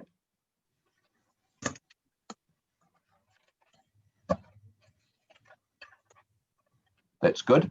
We'll take silence as agreement. What I think we might do, we said at the outset that we were interested in hearing from the Section 42A report authors on what they'd heard during the course of the hearing. I think the panel would be grateful for some comments sort of on the run, as it were, just some initial feedback on the nature of the hearing, but also we'd like you to give some thought to whether you'd like to take a little time to further consider your thoughts and put them in writing in a way that might be more useful to us in the long term. But I think in order to move things forward efficiently, we might take a 15-minute break now for morning tea. That'll give the staff time to clear their heads and get their thinking lined up. Is that sufficient time, Ms. Chibnall, Mr. Turner, for you to give us a heads up verbally, and you can think about what time frame you might want to come back to us in more detail? That's fine by me. Yes. Yeah, that's fine. Okay, well, that's perfect. So Nice. It's near enough 11 o'clock. Let's resume again at 11:15. Thank you. And if you're intending to stay to hear that, can I just suggest that you don't log off, you just simply mute your microphone and thanks, everybody. I think we're due to resume. Oh, there she is. Ms. Chibnall, over to you. Thank you. Okay, thank you. I've got thrown some notes together, and hopefully I can answer some of the questions that have come up through the hearing. So some of the questions from the panel was in relation to the rules, and Commissioner Cooney made a comment that there seems to be a little distinction between the rules from within the SNA and outside the SNA. In response to that, the vegetation clearance for a building development inside an SNA is 250 square metres, and that includes for manoeuvring and whatever you need for that building development. And if you're outside and you're within vegetation, it's 500 square metres. In the case of Mānuka and Kānaka, because it's an SNA, there are limits on its clearance inside an SNA. There is, and also outside of the coastal environment. So there's no permitted activity for apart from the outside the coastal environment for the clearance of Mānuka and Kānaka. So say that again. Is there no restriction on the clearance of Mānuka and Kānaka outside an SNA? There is. It's limited to 2,000 square metres because it's an SNA. Because there is no outside for Mānuka and Kānaka because it meets the criteria of being instantly an SNA. Yeah, and that's I think I highlighted, and a couple of submitters highlighted the difficulty of following that interpretation. I think you end up what you're saying is correct, but it's a long way of getting there. Right. Okay. So you need to look at that. And just to give the Starks, I believe we talked about the operative Waikato plan rules. And just to give some background on those, the operative rules had a kind of a similar approach in terms of vegetation clearance. And it was based on there being a landscape policy area, conservation area on the planning maps. Now, if you were in the landscape policy area, there was clearance of up to 1,000 square metres or 1% of contiguous area in any 3-year period is permitted, but it was limited to a building platform access or for the gathering of plants in accordance with Māori traditions. So, or if in that case it was 3,000 square metres or 3% in a 3-year period is permitted for the purposes of maintaining or reinstating productive pastures, productive forest and maintenance of tracks, and only if the vegetation is Manuka and Kānuka or tree ferns that are less than 10 metres from water body or less than 15 years old or less than 5 metres in height. And the usual vegetation removal for endangering human life or buildings, conservation, fencing or fire risk management is also permitted. When you're on the other, if you're not within the landscape policy overlay in the operative plan, there is a general vegetation clearance rule that has no limit on the area for maintenance or reinstatement of productive pasture, but it is still restricted to only removing Manuka, Kānuka or tree ferns less than 15 years old or 5 metres in height. And also the council is in that regard certifies that the vegetation to be cleared is not significant. It's all quite complicated, it seems to me, and it's probably difficult. It's easy for you to follow and much more difficult for us to follow. I wonder whether you do reply in writing, if you could put this in a table that sets out existing, proposed, comparison, recommendation, something along those lines. No, for sure. I think throwing numbers around at the moment's probably going to not unappreciative of the work that's done. I don't take it that way, but I think it would be helpful to reduce it to writing so we can clearly see those matters. Are you happy with that, Mr. Cooney? Yeah, I am. Yeah. Yeah, totally understand that. Thank you. Right, and that also brings me about the comment made in terms of the coastal environment, and that it was pointed out that I'd made a blunt tool approach to question whether the question was whether the New Zealand coastal policy statement promotes an absolute approach. And in response to that, policy 11 of the NZCPS has 2 parts to it. Clause A requires adverse effects to be avoided, and there are 6 sub-clauses, while clause B requires significant adverse effects to be avoided and other adverse effects to be avoided, remedied or mitigated. In paragraph 231 of my report, I've compared the 6 Roman numeral clauses in the NZCPS policy 11A against appendix 2 of the proposed district plan. From this table, you can see that there is a high degree of alignment. This basically means that the vegetation that qualifies as an SNA will also be captured by the NZCPS policy 11A and thus fall under the avoid policy position. Given the King Salmon decision, avoid means avoid, and therefore I could see no option but to take a hard stance with regard to clearance of SNA within the coastal environment. Due to Kānuka and Maka now being classed as threatened, they are captured by the NZCPS policy 11A, where they are located in the coastal environment.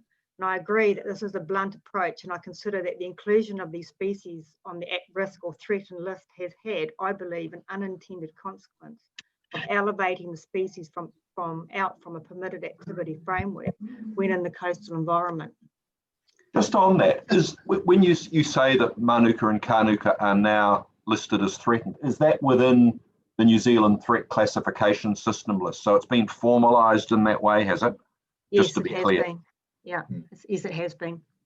That seems very unusual to me. I mean, I have always thought that there's heaps of it.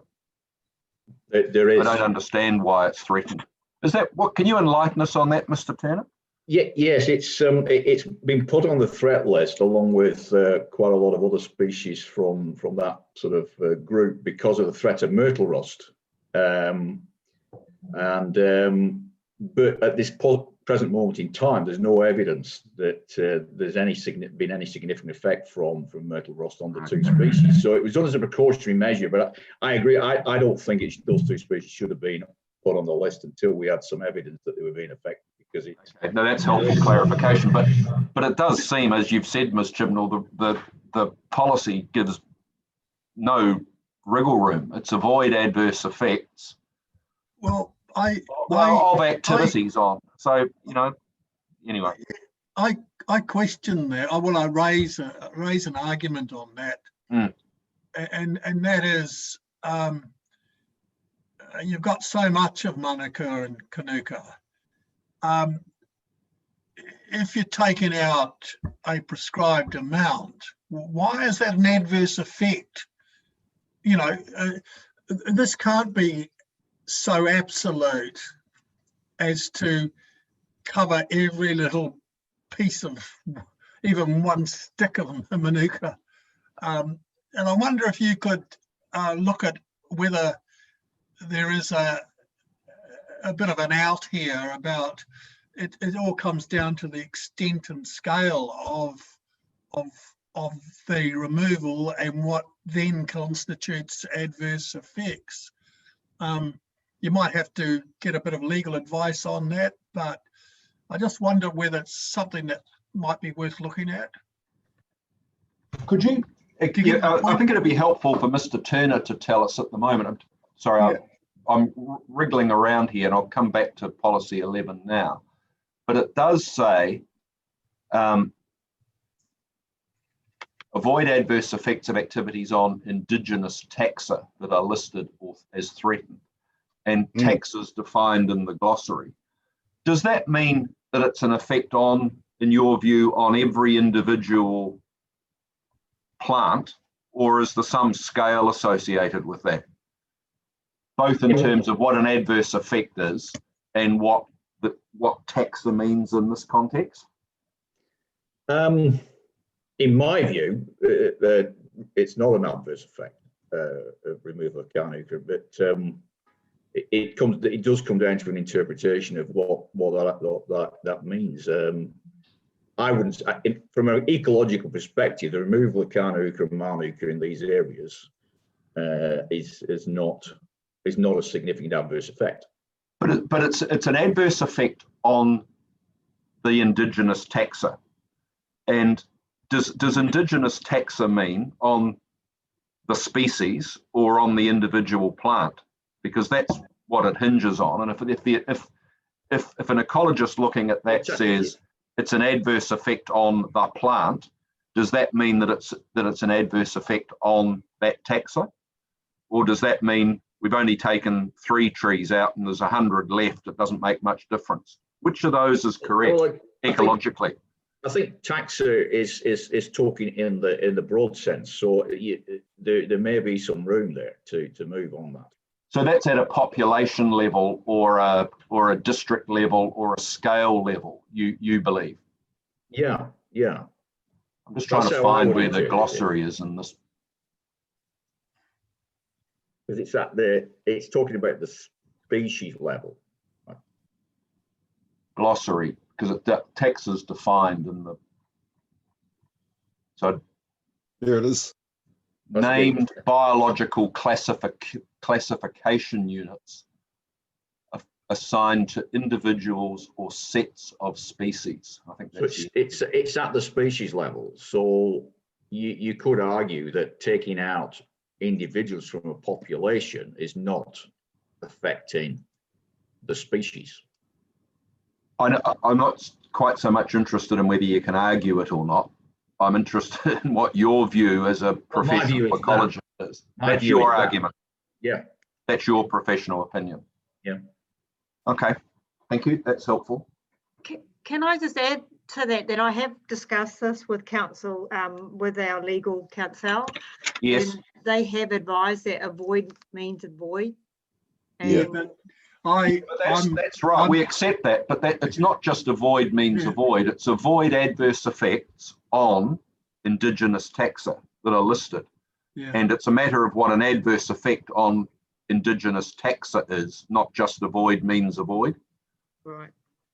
There's a nuance to it that I suspect the question may not. Whoops! Oh, there's my fish again. That's an indigenous taxa too. That fish makes a guest appearance. You sure that's 75 centimeters? It's a very nice fish, Mr. That was unintentional. Yeah, sorry, Mr. Cooney. Mr. Cooney nearly fell off his perch again. That's exactly my argument on, and I think you need to go and have another look at that. And the King Salmon decision, there was some discussion about, they did sort of imply an absolute, but actually in their discussion, and I know it's only Obita, there was some discussion about, well, they don't intend to cover the very minor stuff. I think they said, or, you know, words to that effect generally. So, you know, I think, you know, go back and have another look at it. Right, I'm more than happy to do that. Absolutely. Yeah. And I guess that just to add to that, the draft policy statement for Indigenous biodiversity does clarify that relationship between the coastal policy statement and the NPS. And basically it says that if there is conflict between the provisions of the national policy statement and the NZCPS, that New Zealand coastal policy statement prevails. Yeah. Yep. Yeah, bearing in mind that that's a draft. Yes. Yeah. Yes. Okay, look, that's helpful, thank you. But I think Mr. Cooney's point is a good one. It would be helpful to look at that a little bit more forensically, with input both from Mr. Turner and from Ms. Parham and yourself, so that there's a fully rounded explanation, both in terms of what it means ecologically and what it means legally. Okay. Yes. Great, thank you. Okay, right. So Commissioner Cooney suggested I looked at Earthworks Rule 22.3.1, as it appears that there's no catch-all rule, and I recommended the inclusion of an RD2, which was intended to capture the earthworks in the SNA for the purposes other than those listed in P5. And I think this was the rule that was intended to be the catch-all rule. Okay. And so there was also discussion on the attention to the comparison table and the evidence of federated farmers, and to have a look to and evaluate whether it was accurate. And I have noted one inaccuracy, and we'll respond to that part of it. And it was in regard to that Rule 22.3.2.1 earthworks general was discussed in Mr. Cleese's rebuttal evidence for the rural zone hearing, where there are conflicts between P1 and P2. And this was discussed, and it was recommended to amend P1 and P2 to assist with the readability of the plan and usability of the proposed plan. And his recommendation was to delete the words earthworks for in Rule P1 and add to Rule P2 with the exception. So the intention that if the activities are captured by P1, then there is no need to comply with them in the subsequent standards for the other permitted activity rules. But I think that I believe that that would not apply to P5, because if you apply that in relation to P5, it hasn't been excluded. It hasn't been exempted from P1, and that earthworks are not to incur within the carrier route zone of maintaining tracks, and that within an SNA.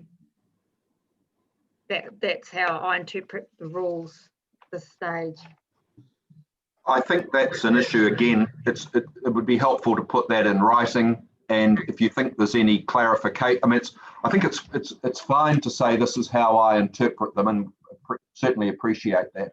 But if you think that by more finessing of the drafting that it makes it very clear, then I think we'd encourage you to do that. Right. Yes. Rather than say, I think it's covered. If you reflect on it and go, well, I think it is covered, but I think I could make it clearer by doing whatever it is, then I think we'd appreciate that. Okay. Yes. Can do Okay. that. Very good. Thank you. Okay, so the panel discussed the landscape planting conditions and whether they can be distinguished with regards to evidence from Genesis Energy. The conditions of consent prevail over the rules. So I'm surmising that the conditions in the Genesis consent require maintenance of the planting, although I'd need to see the conditions of consent to confirm this. And further to this is a recommendation for an additional clause for the maintenance and upgrading of infrastructure in policy 3.2.6 in regard to vegetation clearance. But it depends on their condition of consent as to whether they can use this. I personally don't have a problem with landscaping being an SNA, as over time they can become worthy of being an SNA and can meet the criteria. At this stage, I'm happy that landscape plantings can be included as SNAs if they meet the criteria.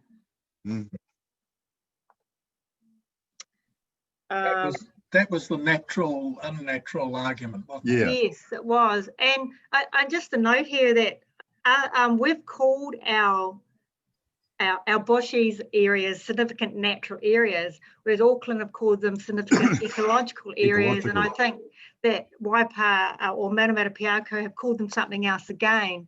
So I'm not quite sure the natural's been considered in the right context. term. Yeah. Has anybody, given, and I'm not going to comment on the Genesis submission because I'm conflicted with it, but in terms of what the term is, you know, I know that the heading doesn't really matter, it's what follows, but it's not altogether true in practice because people look at the headline and form an opinion of what follows and interpret the detail in relation to what it says. Have there been submissions made on saying these shouldn't be called significant natural areas and be called something else, a la Auckland or Waipa or somewhere else? No, nobody's queried the naming of the areas. But you would say that if we could find scope, you would suggest they be called something else, like significant ecological areas. Is that what you're actually telling us? Yeah, well, I think it's just that I noticed that all councils have their own interpretation of what they're going to call these areas, and it's all the same mapping, whether it's... What does the National Planning Standard have to say about this, if anything? Do you know? I actually think it might say significant natural areas. Does it? I'll have to check that. It's not a loaded question because I don't know either. I'd rather see it be retained myself because I think everybody knows what they are now. It's been notified. It's people come in. That makes good sense to me too, unless there's something in the National Planning Standard that says don't call them that, call them something else. They are referred to as significant natural areas in the draft. Okay, well that's probably the end of that. Thank you. In regard to the draft national policy statement, the question was asked about whether it specifically mentions bats, and I can say no, it doesn't specifically mention bats, but it does mention highly mobile fauna, and the draft also does not specifically mention kauri or mention kauri dieback. Thank you. And so that brings to the Commissioner Mitchell, you asked about to clarify the significant versus more than minor in policy 3.2.3. Yes. And if there were any fundamental differences between any wording in the RPS. And my response to that is fundamentally the amended wording is more in line with the RPS. And when you view policy 3.2.3, clauses 1, 2, and 1 and 2 are reflecting clause A, B, and C of policy 11.2.2 of the RPS, where it speaks to First clause in the RPS is to protect the areas, and by which way in our clause we've used the term avoid. And then in the second clause of the RPS, to avoid the loss or degradation of areas. And again, that is picked up in clause 1 as well. And in preference is the first preference to avoid, and that's why we've added in the words in the first instance into our policy. And I consider that the last clause, clause 4, or of ours, which reflects clause D of the regional policy statement, where it's the regional policy statement speaks to being able to offset more than minor residual adverse effects, which is what we've tried to capture in clause 4 of policy 3.2.3, which if mitigation or remediation has been undertaken, offset any more than minor residual adverse effects. Are you confident that what our plan says, what this proposed plan says, gives effect to the RPS? That's because that's the litmus test. Yes, I believe it does. I think that we have, yes. And you don't think it requires any amendment to better align with it? Not particularly, no. Okay, thank you.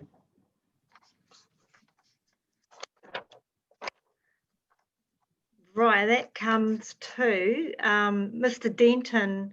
You asked me to consider Mr. Denton's suggestion for a more detailed and focused assessment about ground truthing.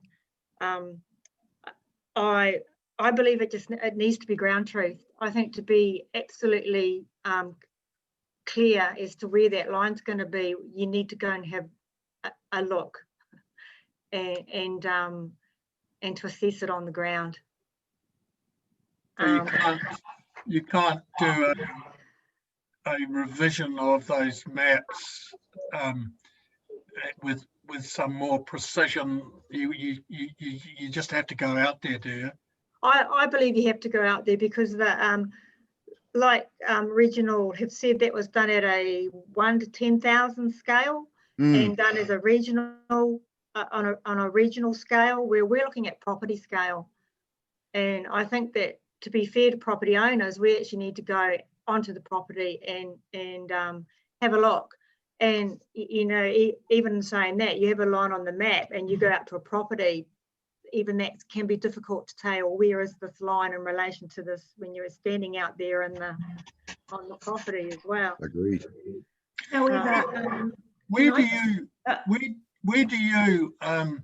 in ground truthing it, if you've got a significant area on a private property, but there's a sort of a paddock that runs into the middle of the SNA and it's almost surrounded by the SNA, do you include that paddock as part of the SNA? And when I say paddock, I'm probably not as extensive, but a grassed area within that area, do you include it as part of the SNA?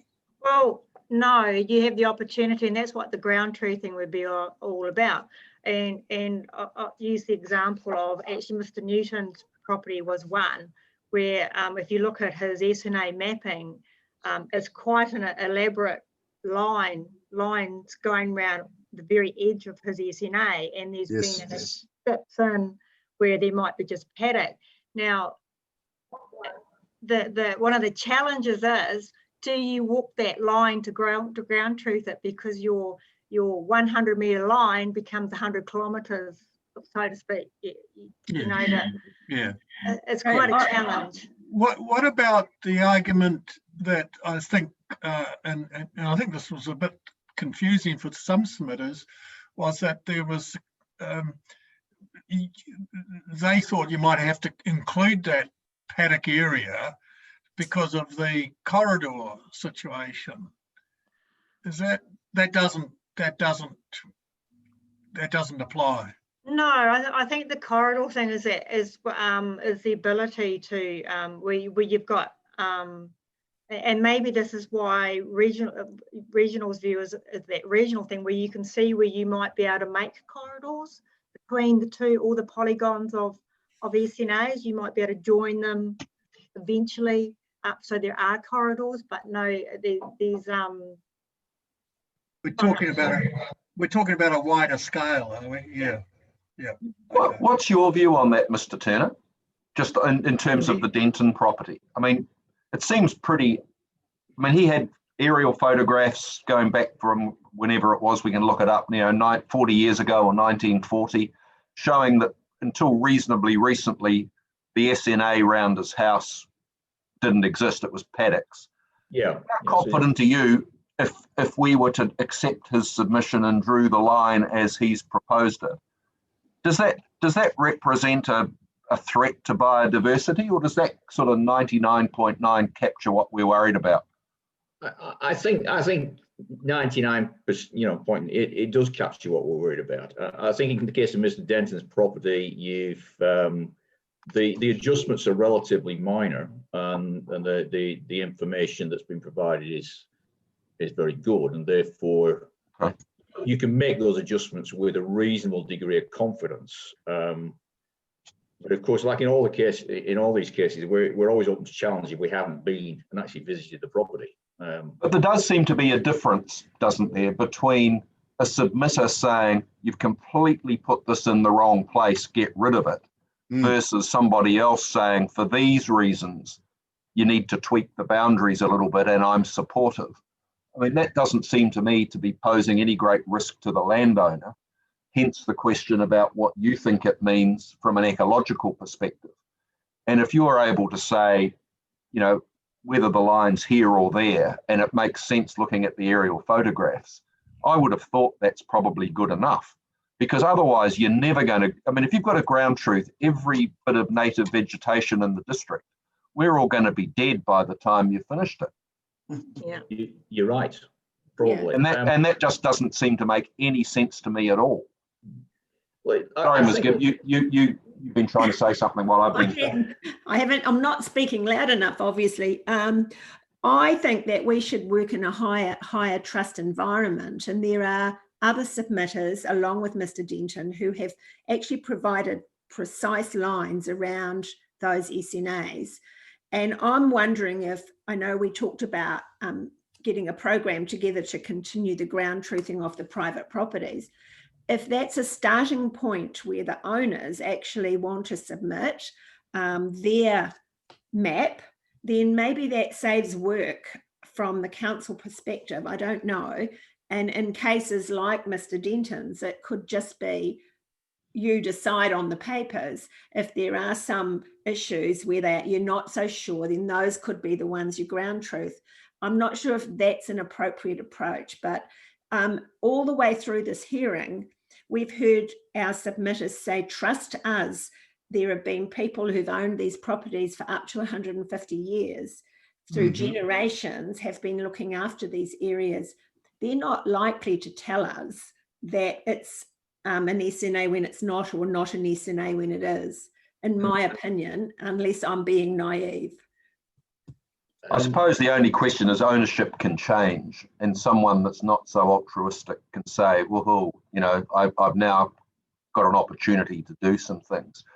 But I think the point's a good one. It seems to me that if there is to be further ground truthing, there is a category that must say the landowner has provided some pretty compelling information, and Mr. Turner looks at that and says, I think that's pretty much right, or close enough to say that I don't think there's going to be any significant threat to biodiversity generally, and the general thrust of the submission makes sense.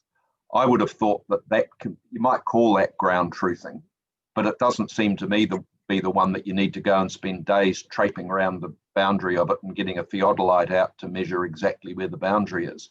So I think we'd encourage you, if there is further work, to look at those ones where, not so much necessarily, I wouldn't express it in a high trust sense necessarily, but certainly where the evidence that you've seen is pretty compelling. Maybe that's a safer way to look at it. Would you be happy with that, Ms. Gibb? Yes, I guess I go with the trust until I'm proven otherwise. Mm. But yes, I understand your wording there, and I do understand properties do change hands. Do you think it? Oh, sorry, Ms. Gibb. Oh no. So I am happy with as long as that is taken into account when we look at if the council does any further ground truthing, that they look at ways that aren't going to be too onerous, because there could be a high percentage of those.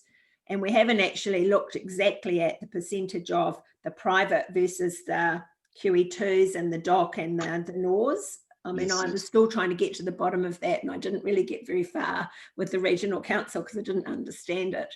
So I can't find that information that woman told me to look at on their website. I have found a report, but there's no graphs. So, okay. Yeah.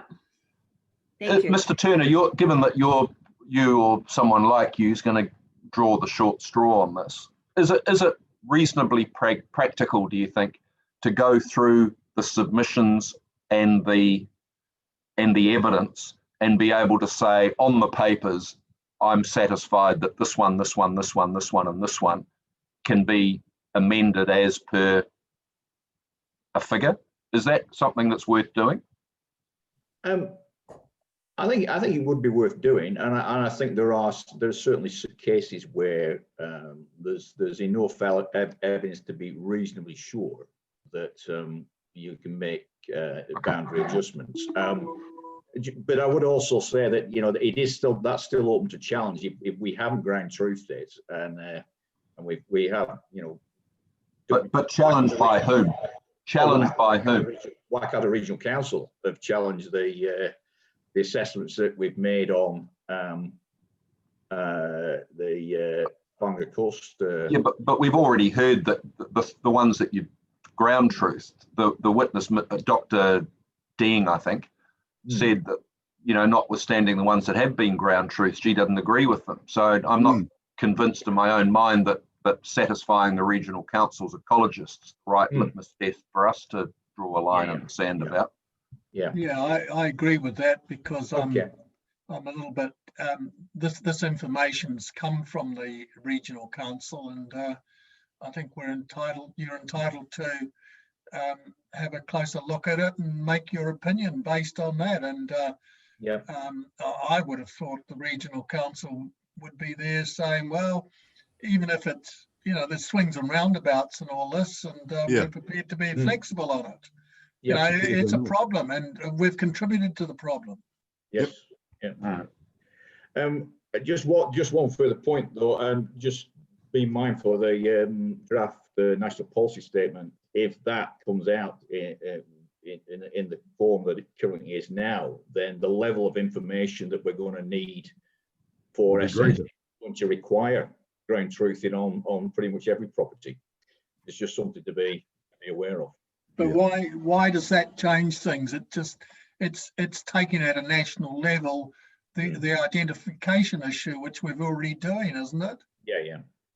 Yeah. So I don't see how it changes things, the process. I don't see how it changes that too much. I haven't checked it properly, but yeah.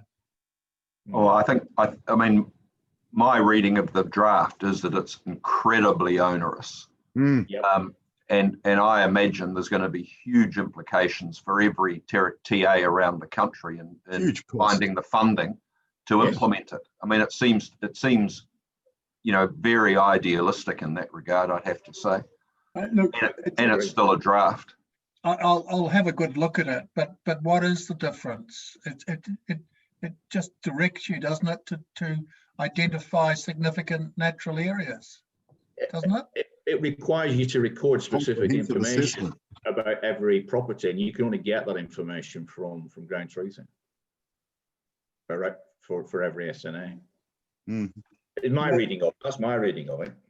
Once again, is it as absolute as absolute? I'm not sure. It's pretty absolute, I think. But I think let's. I mean, it's a draft, and we're not obliged to take any notice of that as a draft. And it just seems to me that there is some water to go under the bridge at a higher level than what we're accountable for before that sees the light of day, even though there's an an indication that it's going to be made operative as quickly as possible.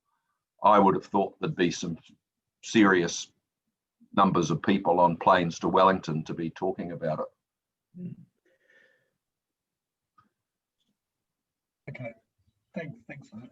Essentially, I can share the screen with briefly. I mean, I think we're sort of probably straying into deliberations more than anything else, but there's a bunch of, the objectives and policies themselves, but there's a whole raft of implementation requirements that are pretty, like identifying SNAs that say, what has to be done. Every territorial authority must undertake a district-wide assessment in accordance with Appendix 1 to determine if an area is indigenous, significant indigenous vegetation, and classify them as high or medium in accordance with Appendix 2.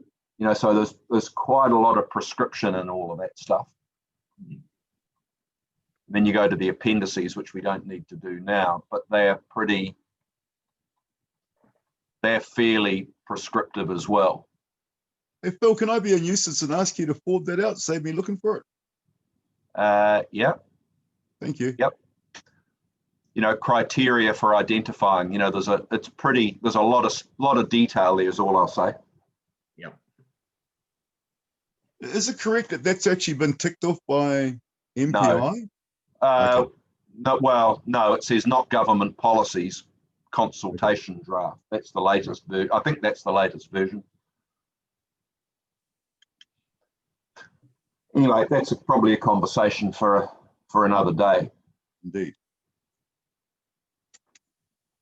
Oops, sorry, I've done it again unintentionally. I'll get rid of it. Fish, Go off. thank you. Fish is gone. There was a point that Mr. Denton made, and I just wonder if Ms. Chibnall, you could help. He talked about the rules that didn't prevent planting of non-natives in SNAs. Have I got that correct? That you could, if you wished, plant what you like, i.e. there's no rules to say you must plant indigenous only. I guess that is correct. If somebody had the desire to go and plant non-natives into a SNA, yes, you're right. There's probably no rule stopping someone from doing that. Is that an unintended consequence? Although it could be argued that is that going to be a pest plant to the indigenous vegetation, and then you take another step along that it could be a species that's suitable for bat habitat. That will grow quicker. I think it's not. It is. It was not something that I considered when looking at the rules about people planting non-natives into an SNA. And I can't imagine why you would, but it seemed like a gap that I was interested in the point and it hadn't come up before.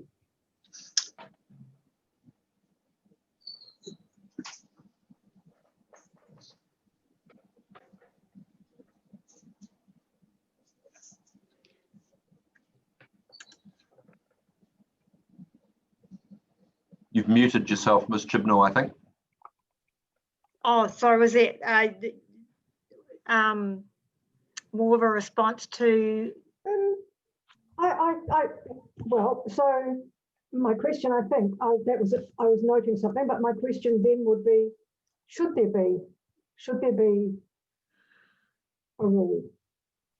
I would think that it would be, again, one of those aspects that might be difficult to implement in a practical sense. If somebody was planting non-natives into an SNA, it would be a reasonably, I'm not quite sure how we would know that occurred. There are situations where non-natives can be very useful for indigenous biodiversity. And certainly from the point of view of bats and providing trees that will mature quicker and develop cavities quicker. Non-natives can be very, very useful in that respect. And some of the sites where we have the highest levels of bat activity in the Waikato region are entirely exotic stands of English oak, and there's far more activity, and that's because of the properties of the trees in developing cavities and what have you. So there are situations where you may wish to do that. And presumably that could be used as canopy cover. Yes, yeah. I'm good.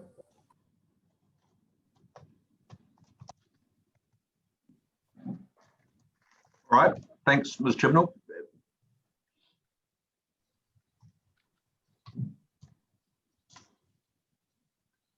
Sorry, that's it. Are you done? Sorry, yes, sorry. I think I've answered all the questions that I'd. All right. Sorry, can I just say, have you got a comment on that report about the bank erosion? About the taking away of plants around the bank erosion that came up? Was that Tata Valley? Who Dilworth Trust. Dilworth. I did make the I find that questionable that you would remove vegetation for the stabilisation of banks. And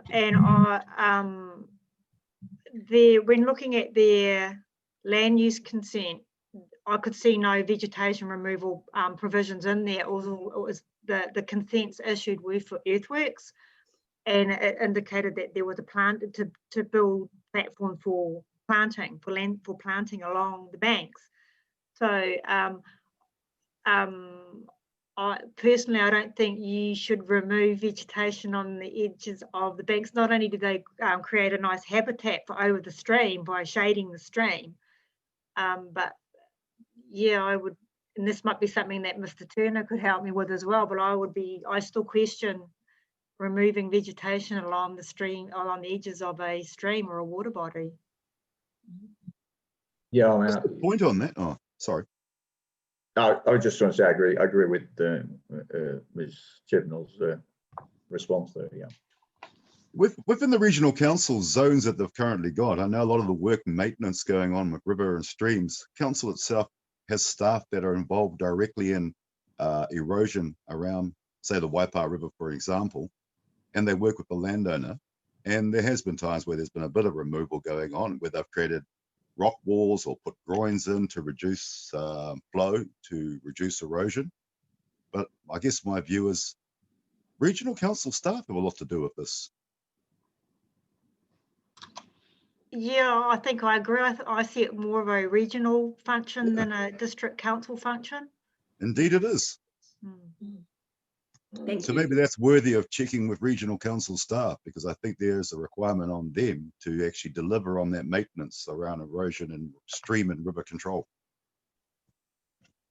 One of the things you haven't mentioned that was raised pretty loud and clear early on is the role of Appendix 2 and whether incorporating both mapping and the general obligation of Appendix 2 is either fair, and second of all, whether it's having the consequence of including potentially a whole bunch of land that nobody knew was coming. Do you have a view on that? I guess that one of the bonuses of that definition is that it does pick up the areas that haven't been mapped, and I know there's quite a few out there that haven't been mapped. Yeah, but that's not the question. I get that, but the question is that it's not the council's land, and there's a whole bunch of people that have probably got no idea that this is coming. How would you enforce it? And B, doesn't it have, in Section 32 terms, massive consequences on private property? In terms that have not been costed for those property owners. Yes, I guess it does. It would have, but I also kind of am mindful that in my 15 years at council, I only know of one property that has had unlawful clearance, So I think that, I'm not sure if I'm answering your question. Well, how would you know? You only know that it's unlawful because either you've found out or someone's told you. Yes, Exactly. you've been dobbed in. Yeah, exactly. There was one just last year, Susan, within the Waikato district, whereby it was a forestry block whereby 200 and something hectares was sprayed, and most of that was indigenous. It was actually on the border of Waipawa and the Waikato district. And was that part of a forestry harvesting? Well, that's how they managed to, I guess, elude or escape. But really, they were just killing it off so they could go and plant this extra piece of land. And I guess that's where, you know, maybe there is another benefit for having the definition written as it is, because it means that the rules will apply and you've got something to hang an enforcement hat on in that regard.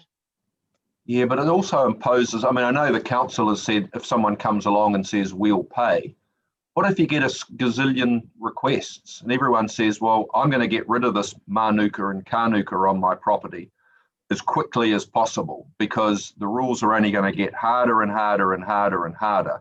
And my ecological assessment's going to cost $5,000 and I'd like you to pay for it because the plan says you will. I suspect there's nothing in any council budget to fund that, is there? No, but I guess the operative plan operates like this, and I think that it's only that assessment is only to see that it meets one or more of the criteria. It's not a full ecological assessment. Okay. It's merely to see if it meets one or more of that criteria, and I think that if once it's known that yes, it does meet the criteria. And then those rules for the SNA clearance and earthworks apply, and you want to go outside of that, then you get a full ecological assessment. The property owner needs to pay for that assessment in future. And what's your thought on what we've heard from the farmers about two things? One is saying if we've got a track and we need to trim it up and, you know, get from A to B in the way that we always have, would it be your intention that they'd need to come and get resource consent for that? Not if the track's already existing. I think that the best way to protect that SNA is to have that track fully functional, and so that if you are running stock through it, you've got a better chance of those stock actually going through it, and you'd have less effect on the SNA. And so, which is why I removed the restrictions of earthworks and that for maintenance of tracks, because that's a really good tool to help protect the SNA.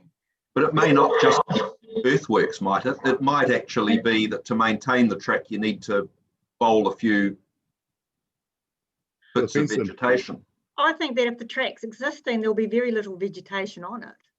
And what is there will only be minor in size, and that. But if the track's been, if you're talking about reinstating a track that hasn't been used for 20 years, that's a whole different scenario to me. No, we're not.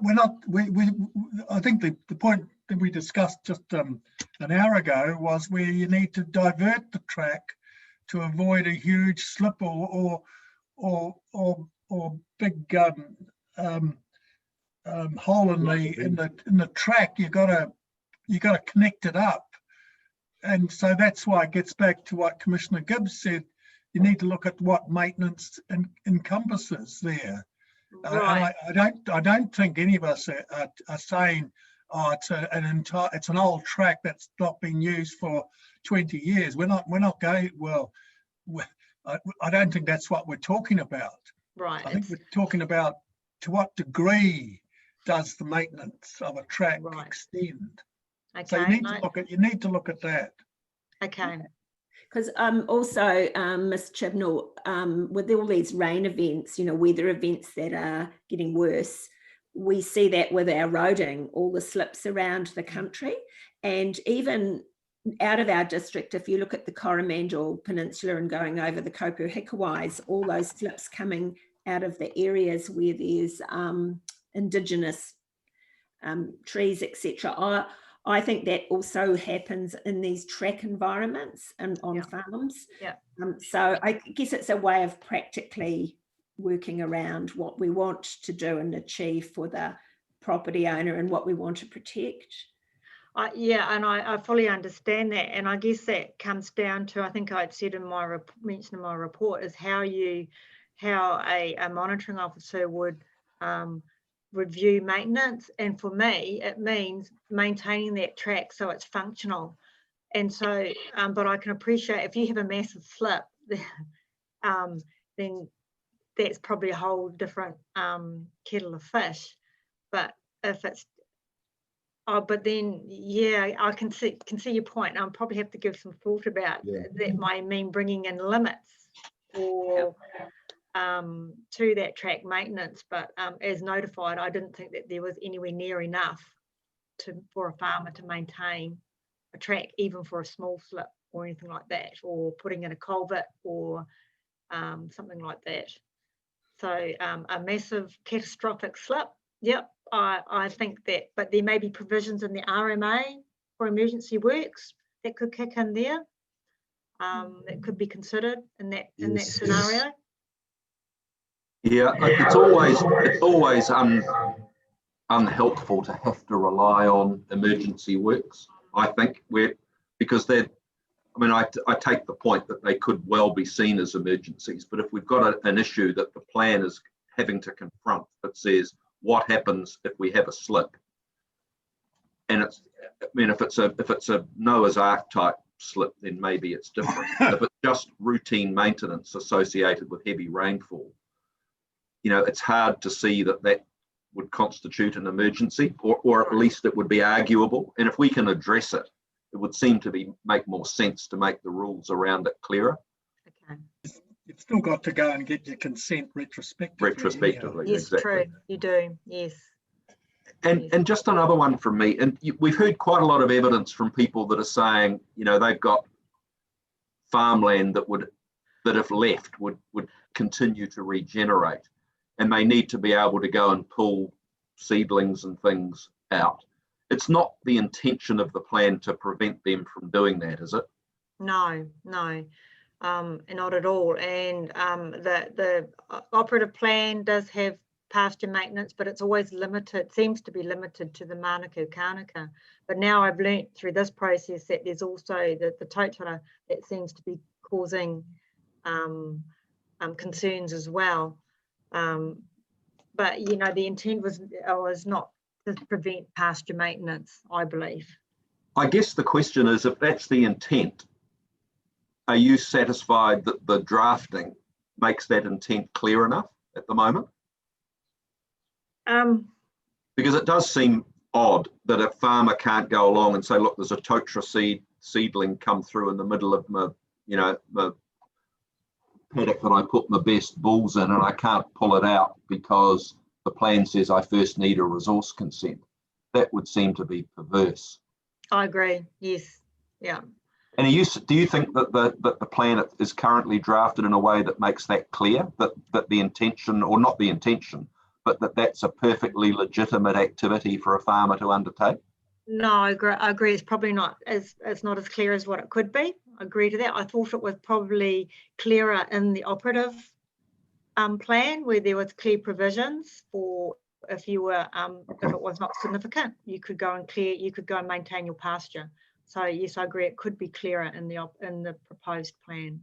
I think it would be really helpful to us if you could have a really forensic look at the drafting, and rather than just saying I've addressed it in the 42A report and the view hasn't changed, is that when you provide your written reply, it includes specific review of all those key objectives and policies. Like I'm keen to hear more about what Mr. Arbuthnot had to say about what's repair and maintenance, I think, is associated with erosion.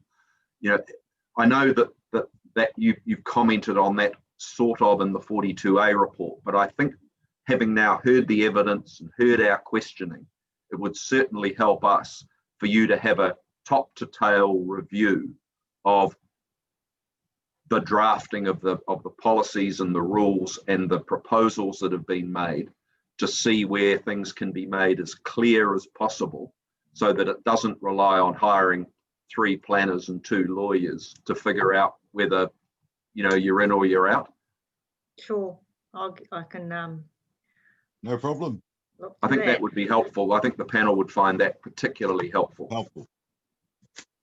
If we work on the assumption that there's three things that that would benefit us. One is that redrafting or review of drafting that I've mentioned. The second, which is part of that, I think, are the comparison tables that Mr. Cooney's referred to a number of times.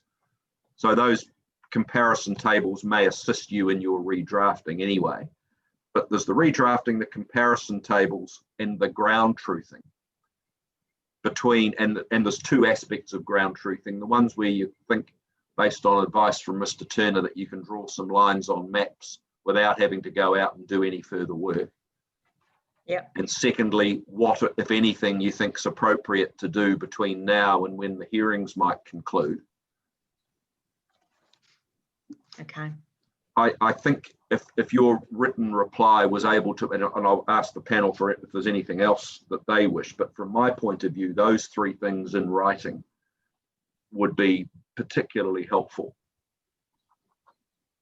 Okay. And we can figure out a time frame once we hear from the rest of the panel about whether there's anything else that they specifically would like you to put on paper for us. Okay. So maybe I just ask the panel, Ms. Sedgwick, is there anything else that you would like further information about? No, I think we've traversed that. I've just been writing my notes as I've been going. I think we've traversed all the things that I had concerns about. And I look forward to some of those clarifications. Thank you. Mr. Marg? Yep, no, very good. All good. Carry on. Ms. Gibb? No, I think we've discussed them all, thanks. Mr. Cooney?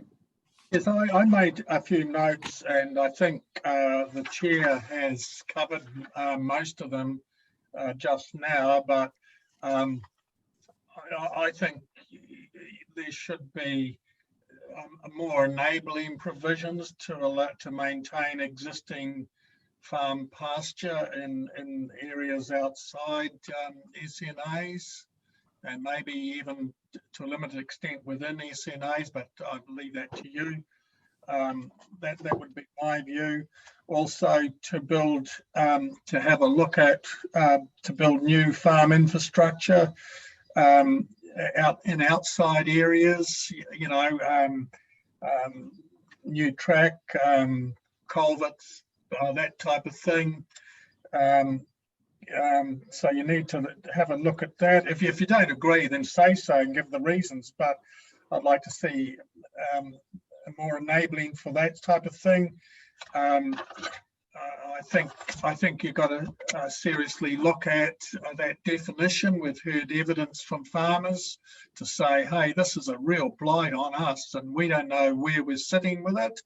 And I know you say, well, it's sitting there, it'll cover some stuff that we haven't identified, but you know, that'll always be the case. You won't get everything there. I think the cascading management approach, where it should apply to significant and then come down, you've got more than minor effects. I think that's not a bad description, but it should apply to significant rather than capture everything. You know what I mean? There's some submissions on that. I think I haven't kept the name of those, but they certainly have come through from various submitters as to that cascading approach. Is that the management hierarchy you're referring to? Yeah. And it's to apply, and then you finish up with the environmental compensation. But that's to be applied to significant effects and work your way down rather than across the board, because you know, if you're outside the area, the minor effects can be taken at face value sometimes. So I think you need to look at that. I'd like to see some consideration given to erosion protection works on riverbanks. If you can somehow have another look at that, if think, no, it's opening things up too much, then say so with reasons. Yeah, and then give us some thoughts about how best you might, if we were, I repeat, if we were to say, no, the definition is too wide, you need to go and be more forensic as to the areas and how long that would take over the next 6 months. Come back to us on that as to what you can foresee happening there if we were to make that type of decision. Yeah, so those are my points. That's very helpful. Thanks, Mr. Cooney. I think the other thing, rather than us list them all out now, I think if you go back and have a look at some of the questioning of some of the witnesses as well, based on the recording, we're keen for your written reply to be as fulsome as you can make it. And I suppose that leads us to the question of what's the time frame, do you think? Yeah. I know you've probably got other things on and other forthcoming hearings that you're embroiled in. Ideally before Christmas.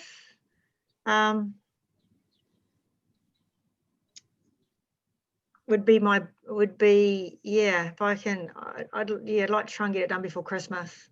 What I think we might do is, rather than just sort of make a date up, I think if you can liaise with Mr. Turner, you might need to liaise with the people that control the purse strings as well, because some of these things have got implications at a cost level for council, I would have thought. So maybe by, let's say, the end of the week, if you could come back to Mr. Bell with a time frame justification, if you like, for a reporting back date. Okay. Yeah. That way that you've considered it carefully, and you don't either have a date that you can't meet or a date that is too lenient for no good reason. Yeah. Okay. Does that make sense? Yeah, that makes sense. Is the panel happy with that approach? Yep. Yes. Okay, that's good. I think that brings us to the end of things, and I think that what we've done in other hearings is that we'll adjourn. We won't close the hearing as such because we haven't got that reply, and if there is anything that arises from that, we can consider that in due course, bearing in mind that we do have some time before we wrap the whole process up.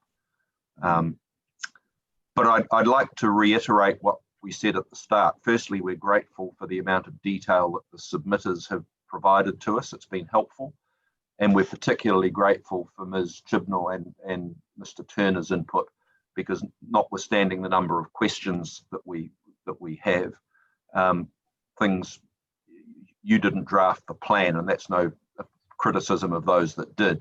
It just means that you've had a monumental task to get to where we have got, and we certainly appreciate that. And hopefully the questions that we've asked have helped to just provide a little bit more focus on where we go to from here. So on that basis, we'll adjourn today, and again, thank you everybody for your participation. And if Will the panel stay on? Panel could stay on, please.